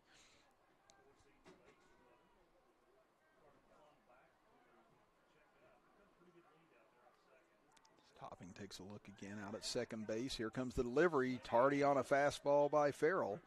And the count now 1-1. Again, we are all even across the scoreboard. No runs, 3 hits, no errors for both clubs. And 1 ball and 1 strike and 1 out here in the top of the 8th inning. Again, Topping continues to look back at second base, and now he'll throw it back there. But Thompson nowhere near able to pick off McClung on that play. McClung doing a lot of theatrics out there at second base, kind of like Luke Knight was for Chapmanville after he stole second earlier tonight. And again, you continue to see the wind picking up as it's blowing dust around down on the infield right now. And I can tell you, folks, it's not a pleasant night to be out there with the wind blowing around at the moment. I'd say Robbie Mounts, our camera operator, can attest to that at the moment.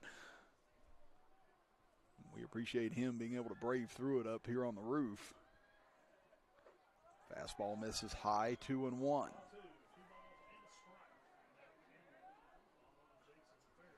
So now 5 pitches remaining in the evening for Topping. Now if he starts the at bat off with the batter, he's still allowed to finish with that batter before he's able to exit. Now it's going to be 3-1 as that fastball misses off the plate. Again, Griffin Miller standing on deck, the number 3 hitter in the Scott lineup. So let's see if Farrell's taking or he gets the green light here on 3-1. Pitch misses low, ball 4. Now runners at first and second for Scott with 1 out here in the top of the 8th inning. And Griffin Miller tonight 0 for 3 against Topping. He struck out in the first inning. He lined out to right field in the 4th inning and then struck out in the 6th inning. And it looks like McClung's going to come over and talk with Coach Chris Barrett over at third base about this situation as Dalton goes out to talk to Topping. Again, this could possibly be the last batter that Topping faces here this evening. He's at 107 pitches. And a big moment here in the contest. Can Scott break through with the first run of the game? Again, it's been all zeros all night long on the scoreboard. And Topping goes right back to the inside corner, 0-1.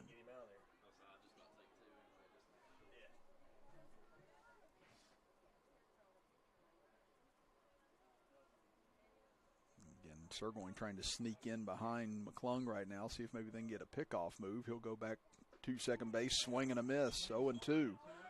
But that does assure that this will be the last batter that Topping can face here tonight. And can he end it possibly with another strikeout? Looking for the hat trick on Miller. And he's already put him down twice on strikes. Can he do it here? Missing inside, 1-2.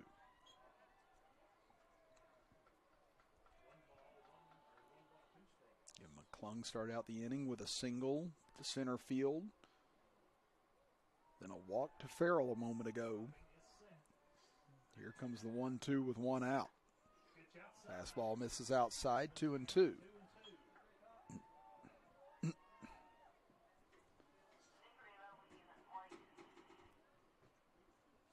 Topping trying to slow things down here, knowing this is the last batter he'll face tonight. And he wants to exit with a second out if he can on the board.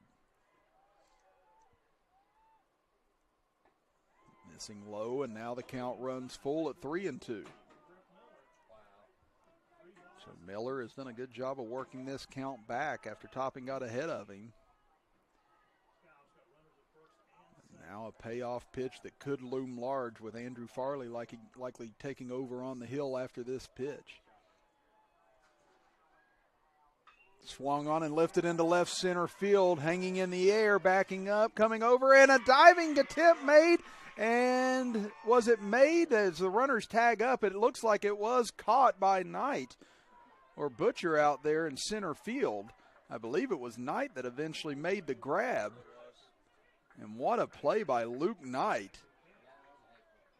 And that perhaps saving the game at the moment for Chapmanville. As we take a look at it here in our little general instant replay, as that ball was hit into the air high and drifting away from Knight. And with that wind picking up in the outfield, just great concentration by him for the second out of the inning.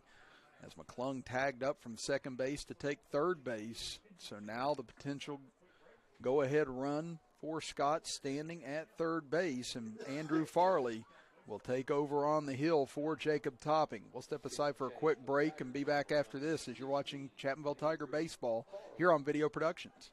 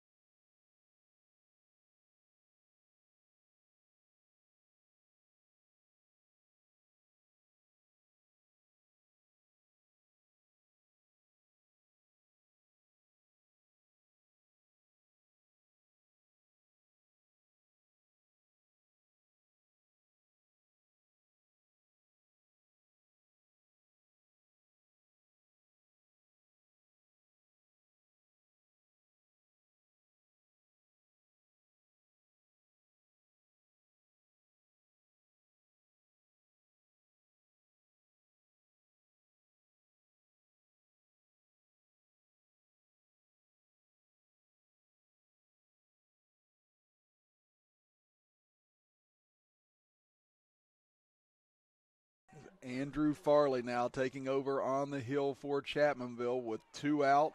Runners at first and third for Scott here in the top of the 8th inning. Chris Kidd with you, Sidney Mayo, our engineer, Robbie Mounts, our camera operator, and it's the cleanup man, Austin Light, at the plate.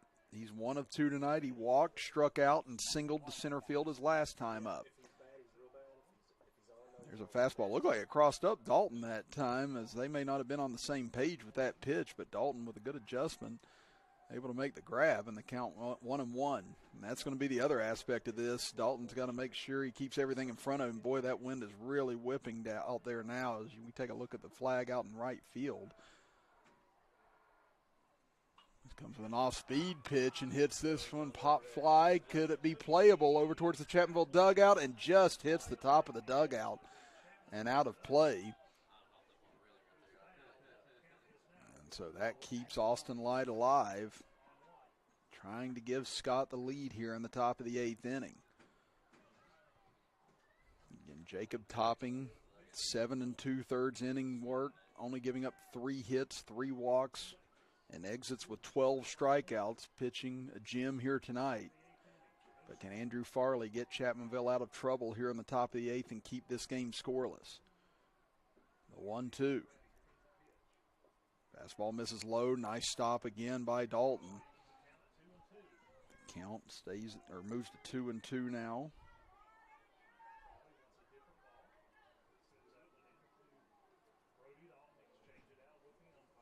As Carter McClung stands at third base, led off the inning with a single to center field. Can Austin Light drive him in, or can Andrew Farley escape this top of the 8th inning? In the first batter of the evening he's faced. 2-2. Runner takes off. This one pounded high in the air towards left field. Ranging over. Is there a play on it? Oh, what a catch! Somehow a snow cone grab by Braylon Moore as the wind brought that ball back into play. It's blowing hard towards the right side, and that ball came back in, and Braylon Moore with an unbelievable grab in foul territory to send this to the bottom of the 8th inning, still scoreless. As we head to break, you see it here on our instant replay. What concentration by Braylon Moore as Scott leaves runners stranded at the corners here in the top of the 8th. We'll be back after this as you are watching Chapmanville Tiger baseball action with us right here on Video Productions.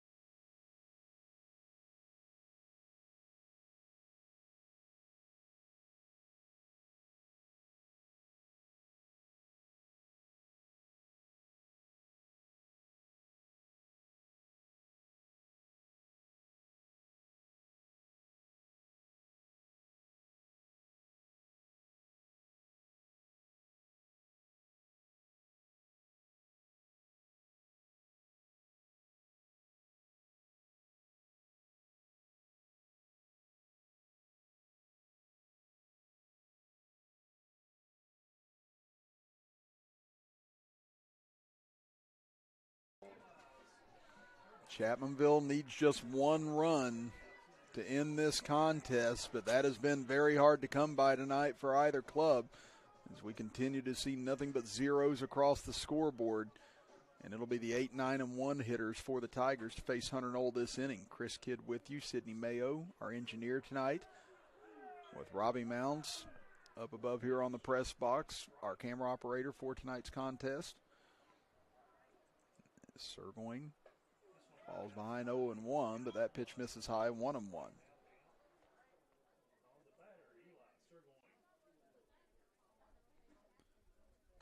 This one fouled back into the screen and actually makes its way through the screen and all the way back towards the concession area. As Surgoin has struck out in both of his plate appearances tonight in the second inning and the fifth inning. As Knoll looking to retire him for a third time, and he does. So he gets the hat trick on Eli Surgoin here tonight. And that'll bring up Braylon Moore. Moore walked in the third inning and struck out in the fifth inning. That is his seventh strikeout of the evening for Knoll. He's got 14 pitches left before he would have to be lifted in this game. And Moore made that unbelievable grab to end the top of the eighth inning, as that one's going to be fouled off over towards the right, towards the Chapmanville bullpen, and get out of play.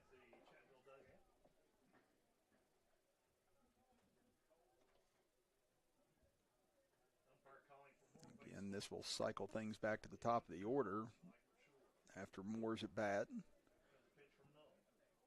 He goes with an off-speed pitch, and that one's going to get through into left field as a diving attempt made by Miller, but unable to come up with it, and a one-out single by Braylon Moore now gives the top of the order for Chapmanville an opportunity. And the only man to hit the ball harder this evening than Brody Dalton on the Chapmanville sides has been this man, Luke Knight. And Luke Knight, a bit unlucky in his first two plate appearances, lined out to center field, had a hard hit ball back up the middle that Knoll knocked down, retired in a fielder's choice. But Knight able to lace a single to right field back in the fifth inning. And he takes a strike, 0-1.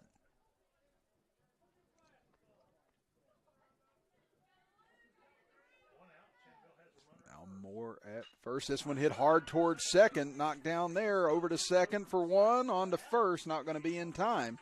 And the second time tonight, Knight able to hit into a fielder's choice. They cut down the lead runner Moore. But now Luke Knight, fastest man for Chapmanville. Let's see if he elects to try and take off as he has on two previous occasions tonight. Again, first time he was able to steal second base, second time Light was able to throw him out. Talon Thompson takes a fastball high, 1-0. Thompson has popped out in all three of his plate appearances, twice to second base and then once to shortstop. That one misses high, 2-0. Again, Brody Dalton standing on deck for Chapmanville. This is the batter that Knoll needs to get if Scott's going to move this on. Again, he's retired Dalton a couple of times tonight, but each time it's been a sharp hit ball off of Brody Dalton's bat. It's count now to 2-1. As Knoll now at 103 pitches as he's nearing the end of his evening. Chapmanville would like to make it shorter than that with a shot to the gap here. Thompson reaches for one and fouls it out of play, and that evens up the count at 2-2. So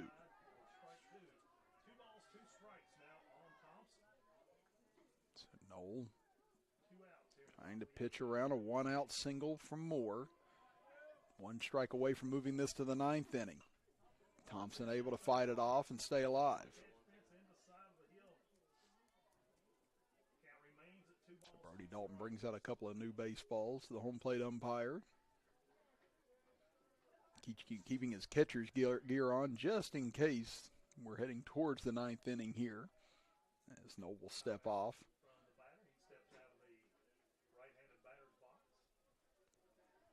Now Thompson, as we said, popped out 3 times. Could this be the time where he lines one out? Runner goes. That one reached at by Thompson, and his bat went further than the ball that time, but he just got a piece of it to stay alive in the count.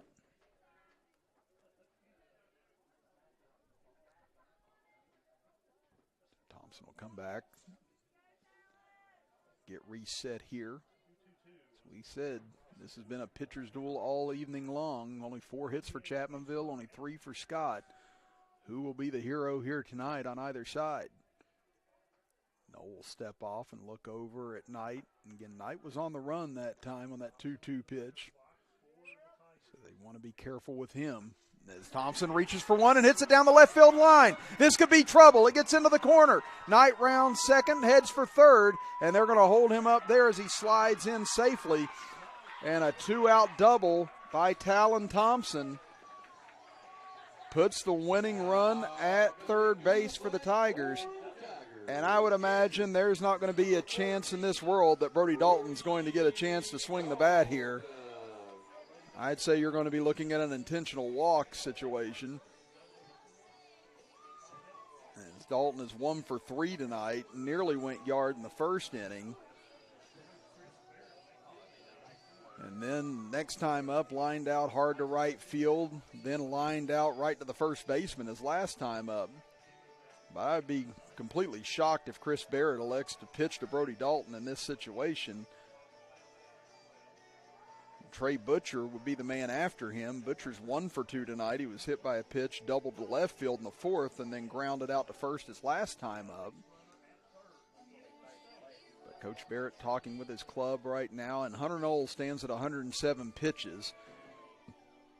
So 110 is his allotment, which is what we saw with Jacob Topping. And sure enough, they go ahead and issue the intentional walk to Brody Dalton, as expected there. And that sets the stage now for Trey Butcher.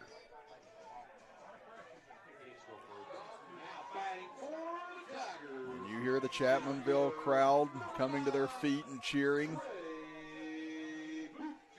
As Trey Butcher a chance to be that hero here tonight. No real reason for Andrew Farley to even be in the on-deck circle at the moment, as this right here is the game or the inning either way. This one hit hard up the middle off the pitcher's leg and ricocheted right to the first baseman. And Cook steps on the bag to send us to the 9th inning. Unbelievable. That was going to be a hit towards center field, and it went right off of Knowles' leg and went right to the perfect spot in Cook's arms. And we now head to the top of the 9th inning. We'll be back after this as you're watching Chapmanville Tiger baseball action right here on Video Productions.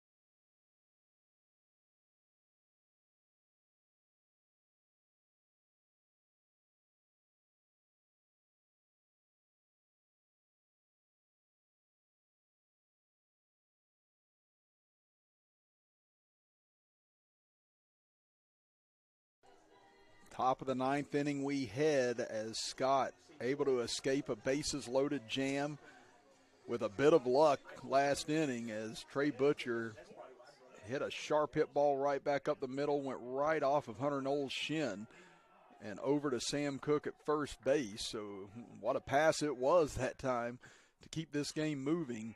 And the first pitch to Hunter Knowles is hit sky high on the infield. Farley ranges over, and he'll make the grab for the first out of the inning. Now batting designated hitter number 10, Hayden Johnson. So now Hayden Johnson, the DH, will stand in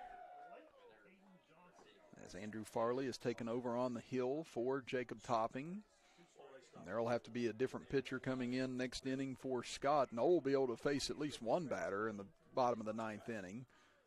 But after that, he's going to have to exit as well, as he's going to reach 110 pitches. As Farley misses inside, 1-0. Johnson tonight struck out twice and walked, both times or all 3 times against Topping. That fastball misses inside, so 2-0 now the count.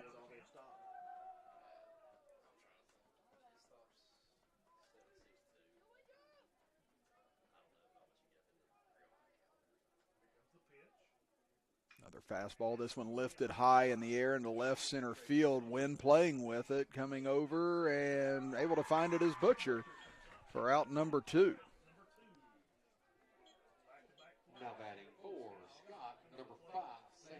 So that'll bring up Sam Cook now, first baseman, as he struck out twice and singled to center field in the 5th inning.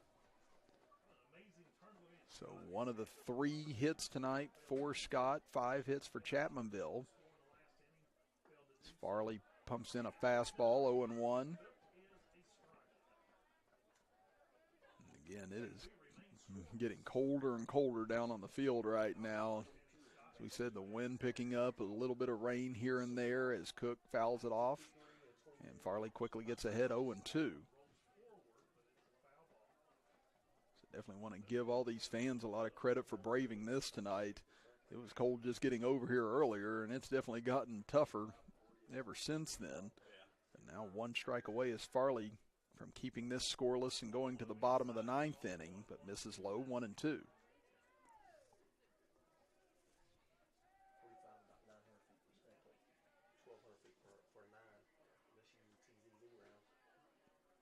Farley readies himself, the big right-hander. Pumps and fires a fastball, but skips in and misses, 2-2. So that one just got away from him.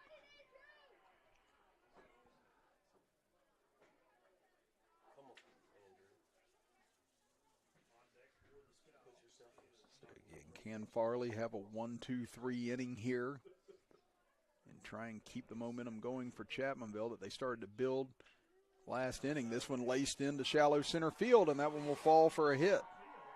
So Sam Cook with his 2nd hit of the evening keeps the top of the 9th alive for the Skyhawks. And now that'll bring up Nick Miller, the number 8 hitter. Let's see if it will be Miller or not. Again, last time it was Elkins batting in his place, but apparently it will be Miller coming back in. Miller struck out in both of his plate appearances so far tonight, and it looks like Neal will be the courtesy runner over at first base in place of Cook. Scott trying to get a little bit more speed on the base path here in case they can find a ball in the gap. So the umpires have the substitutions changed, and now we're ready to go.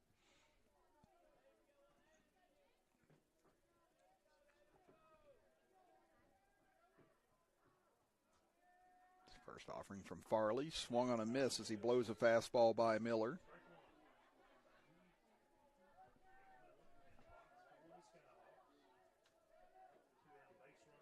And we'll see if Neal is going to threaten to go here with 2 outs. Try and get into scoring position and perhaps break this scoreless tie. Fastball comes inside but misses its location, and now 1-1 the count. I tell you, we just keep kind of watching the flag out in right field right now, and it's been blowing in all sorts of directions and even moving the pole around. So that's what's made a lot of these pop flies difficult, and I give both sides so much credit tonight, being able to judge these balls as well as they've had whenever they've been sky high here tonight, just moving around left to right. So that one's going to miss inside, 2-1.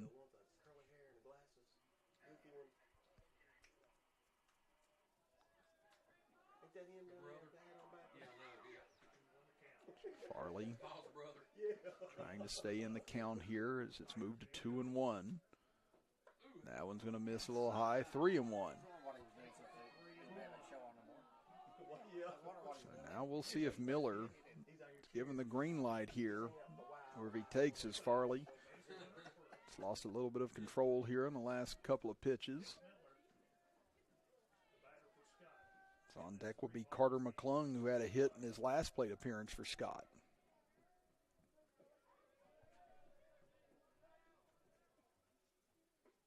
And that'll be ball 4 low. So after a pop out and a fly out, a single and a walk back to back have brought Carter McClung to the plate. And now you see Trey Dalton coming out here to speak with Farley and the rest of the infield. Again, McClung tonight. It's 1 of 3. He lined out the second base, struck out in the 5th inning against Topping, and then singled in the 8th inning. That was when Scott put runners at first and third, but unable to cash in on it. In the 8th inning, Chapmanville had their biggest opportunity in the bottom of the 8th inning with the bases loaded and 2 outs. But the lucky bounce off of Knowles' leg right to the first baseman kept the game alive and robbed Trey Butcher of a game-winning hit.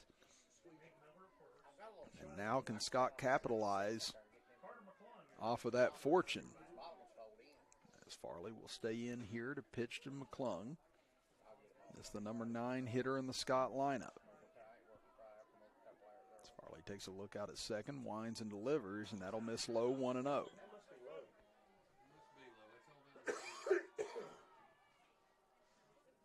Scott now staying very patient here with Farley. As we said, his control is come and gone here a little bit this inning. But this one comes right down the pitch. It's a ground ball toward shortstop. Fielded there. Hard throw over to first, and nice grab to end the top of the 9th inning and send us to the bottom of the 9th as Thompson with a strong arm out there at shortstop, able to gun down McClung and wipe away 2 base runners for Scott. Once again, Chapmanville a chance to win it here in the bottom of the 9th inning. We'll see how it goes as they bring up their number 5, 6, and 7 hitters here in just a moment as you are watching Chapmanville Tiger baseball action with us right here on Video Productions.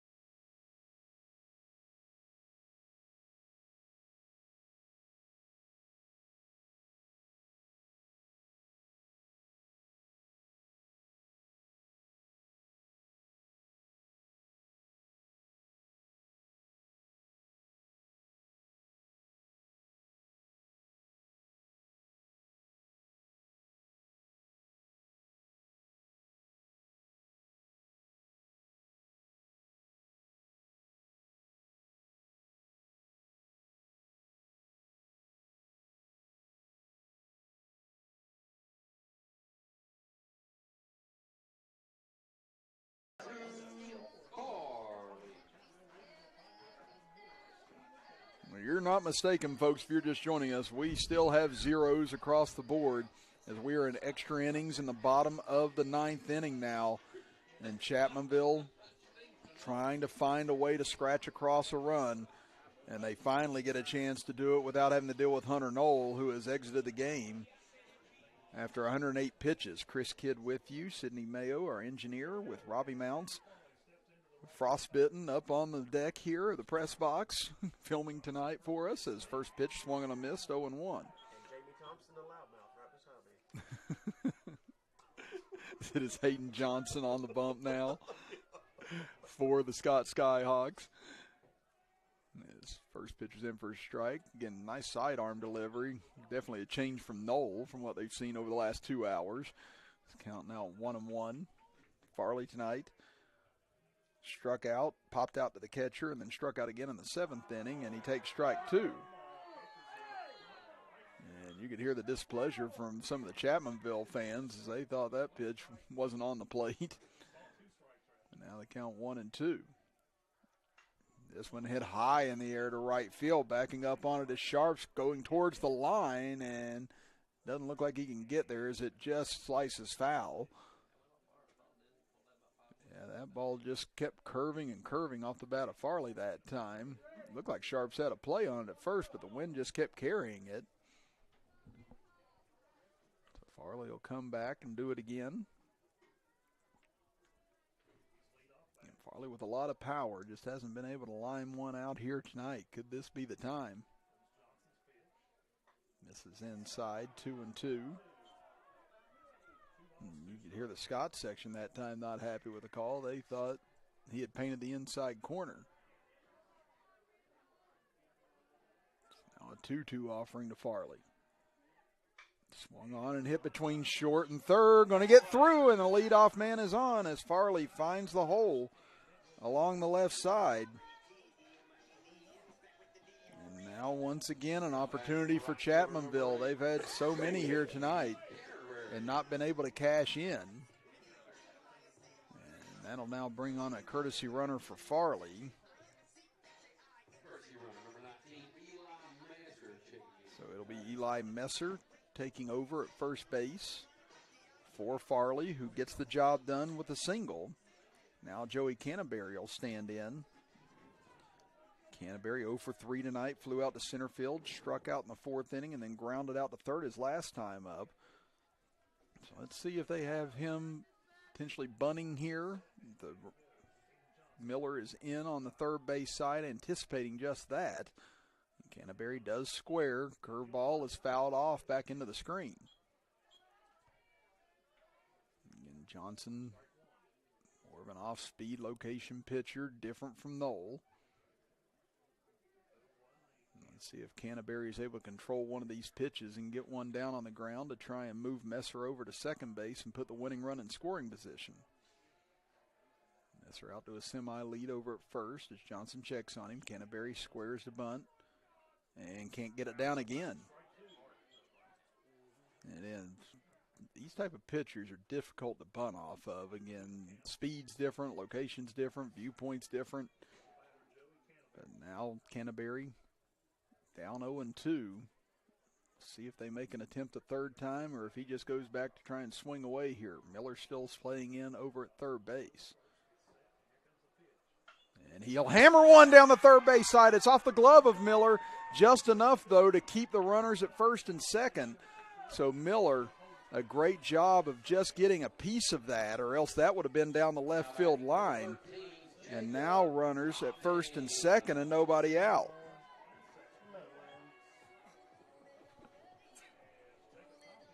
Jacob Topping will be the man standing in. And Topping, as you see on our instant replay there, boy, just Miller, great job of getting a piece of that, or else you'd have runners at second and third with nobody out. And now Chris Barrett out of the dugout. We'll see if this is the end for Johnson or if they just try and discuss strategy here in this spot. As Jacob Topping is 0 for 3 tonight, flew out to right field, popped out into shallow right field, and then flew out to center field his last time up. But it would be very appropriate if Jacob Topping would be the hero, not just on the mound, but at the plate here tonight. After striking out 12 batters. and throwing over 110 pitches tonight before having to leave after 7 2/3 inning of work. Coach, if he gets any closer, he's out. And looks like they're going to stick with Johnson here in this spot. Again, Farley was able to bleed one through short and third for a leadoff single to left field. Canterbury, after not being able to get the bunt down twice, ripped one down the left field line that Miller just got a piece of to keep the runners at bay at first and second. So now let's see if Topping swing away or if they elect to try and bunt with him. Again, Surgoin's on deck, but he's 0 for 3 with 3 strikeouts. Topping will square to bunt, reaches for it, but can't come up with it, and that'll be a strike.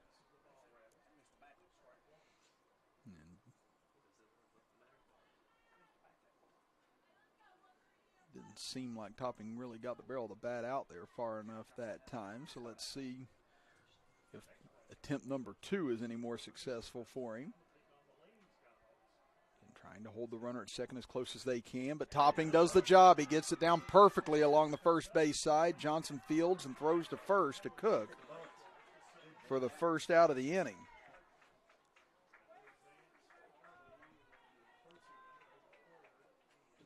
Now you have Surgoin coming up, who has had a great day in the field, but not necessarily at the plate so far, as he struck out 3 times against Hunter Knoll. And I was curious to see if Scott would elect to walk him intentionally and put him on, but they're going to pitch to Surgoin, who they've had success with. The infield is in right now. A base hit would do it, and instead it hits Surgoin in the back. And that will load the bases now for the Tigers. And now the game could rest on Braylon Moore's shoulders, who is 1 for 2 tonight. He walked in the 3rd inning, struck out in the 5th inning, and had a single in the 8th inning, and nearly was the potentially winning run. But it looks like Chapmanville's going to come with a courtesy, this looks like they're going to send up a pinch hitter here instead. And it'll be Corey Johnson instead coming to the plate. Well, we've been wondering who the hero could possibly be all night. Could it just be someone that gets brought in from not just central casting, but the back cast right now? Corey Johnson hasn't seen the field yet tonight. And now gets brought in this situation. Again, a hit would give Chapmanville the win in this 0-0 slugfest. This one hit shallow right field. Coming over is Sharps. He'll make the grab. Tagging from third. Here comes the throw to the plate, and it is bobbled and safe! Safe at the plate! Chapmanville wins it 1-0 as Eli Messer scores on the sac fly to right field. Sharps had a great throw into home. Light, though, took his eyes off of it, trying to catch Messer coming in. And Messer able to score to give Chapmanville the 1-0 win. And what was a phenomenal game here tonight from Ted Ellis Field. Let's see it again here on our instant replay as Corey Johnson, shallow fly ball to right field. Chapmanville was going to send him one way or the other. As you could see, it would have been in time to tag Messer out had Light been able to control it, but a tough play for him on the in-between hop on a strong throw by Sharps. And Chapmanville, number 3 in Class AA, knocks off number 6 Scott in Class AA in what could be a great preview of sectional baseball coming your way later on this year. And just a reminder that our next Chapmanville Tiger broadcast will be a doubleheader on Friday, as Chapmanville will take on the Capital Cougars at 4 o'clock and take on Shady at 8 p.m. here from Ted Ellis Field. So make sure you join us on Friday for more Chapmanville Tiger baseball action here from Ted Ellis Field. And what a way to start off our season of Chapmanville Tiger baseball action with a 1-0 win over their Corridor G rivals, the Scott Skyhawks. We want to thank all of our sponsors. Definitely thank Robbie Mounts for braving the cold here tonight up here above the press box while me and Sydney Mayo got to relax in a nice heated press box this evening. I want to thank Sydney for another amazing job here engineering for us, as she always does. And thank you to Butch Mounts, the godfather of video productions, our executive producer. again here this evening. And for all these important people, I'm just Chris Kidd saying so long tonight here from Tiger Country here in Chapmanville, West Virginia, as you've been watching Chapmanville Tiger baseball action with us right here on Video Productions.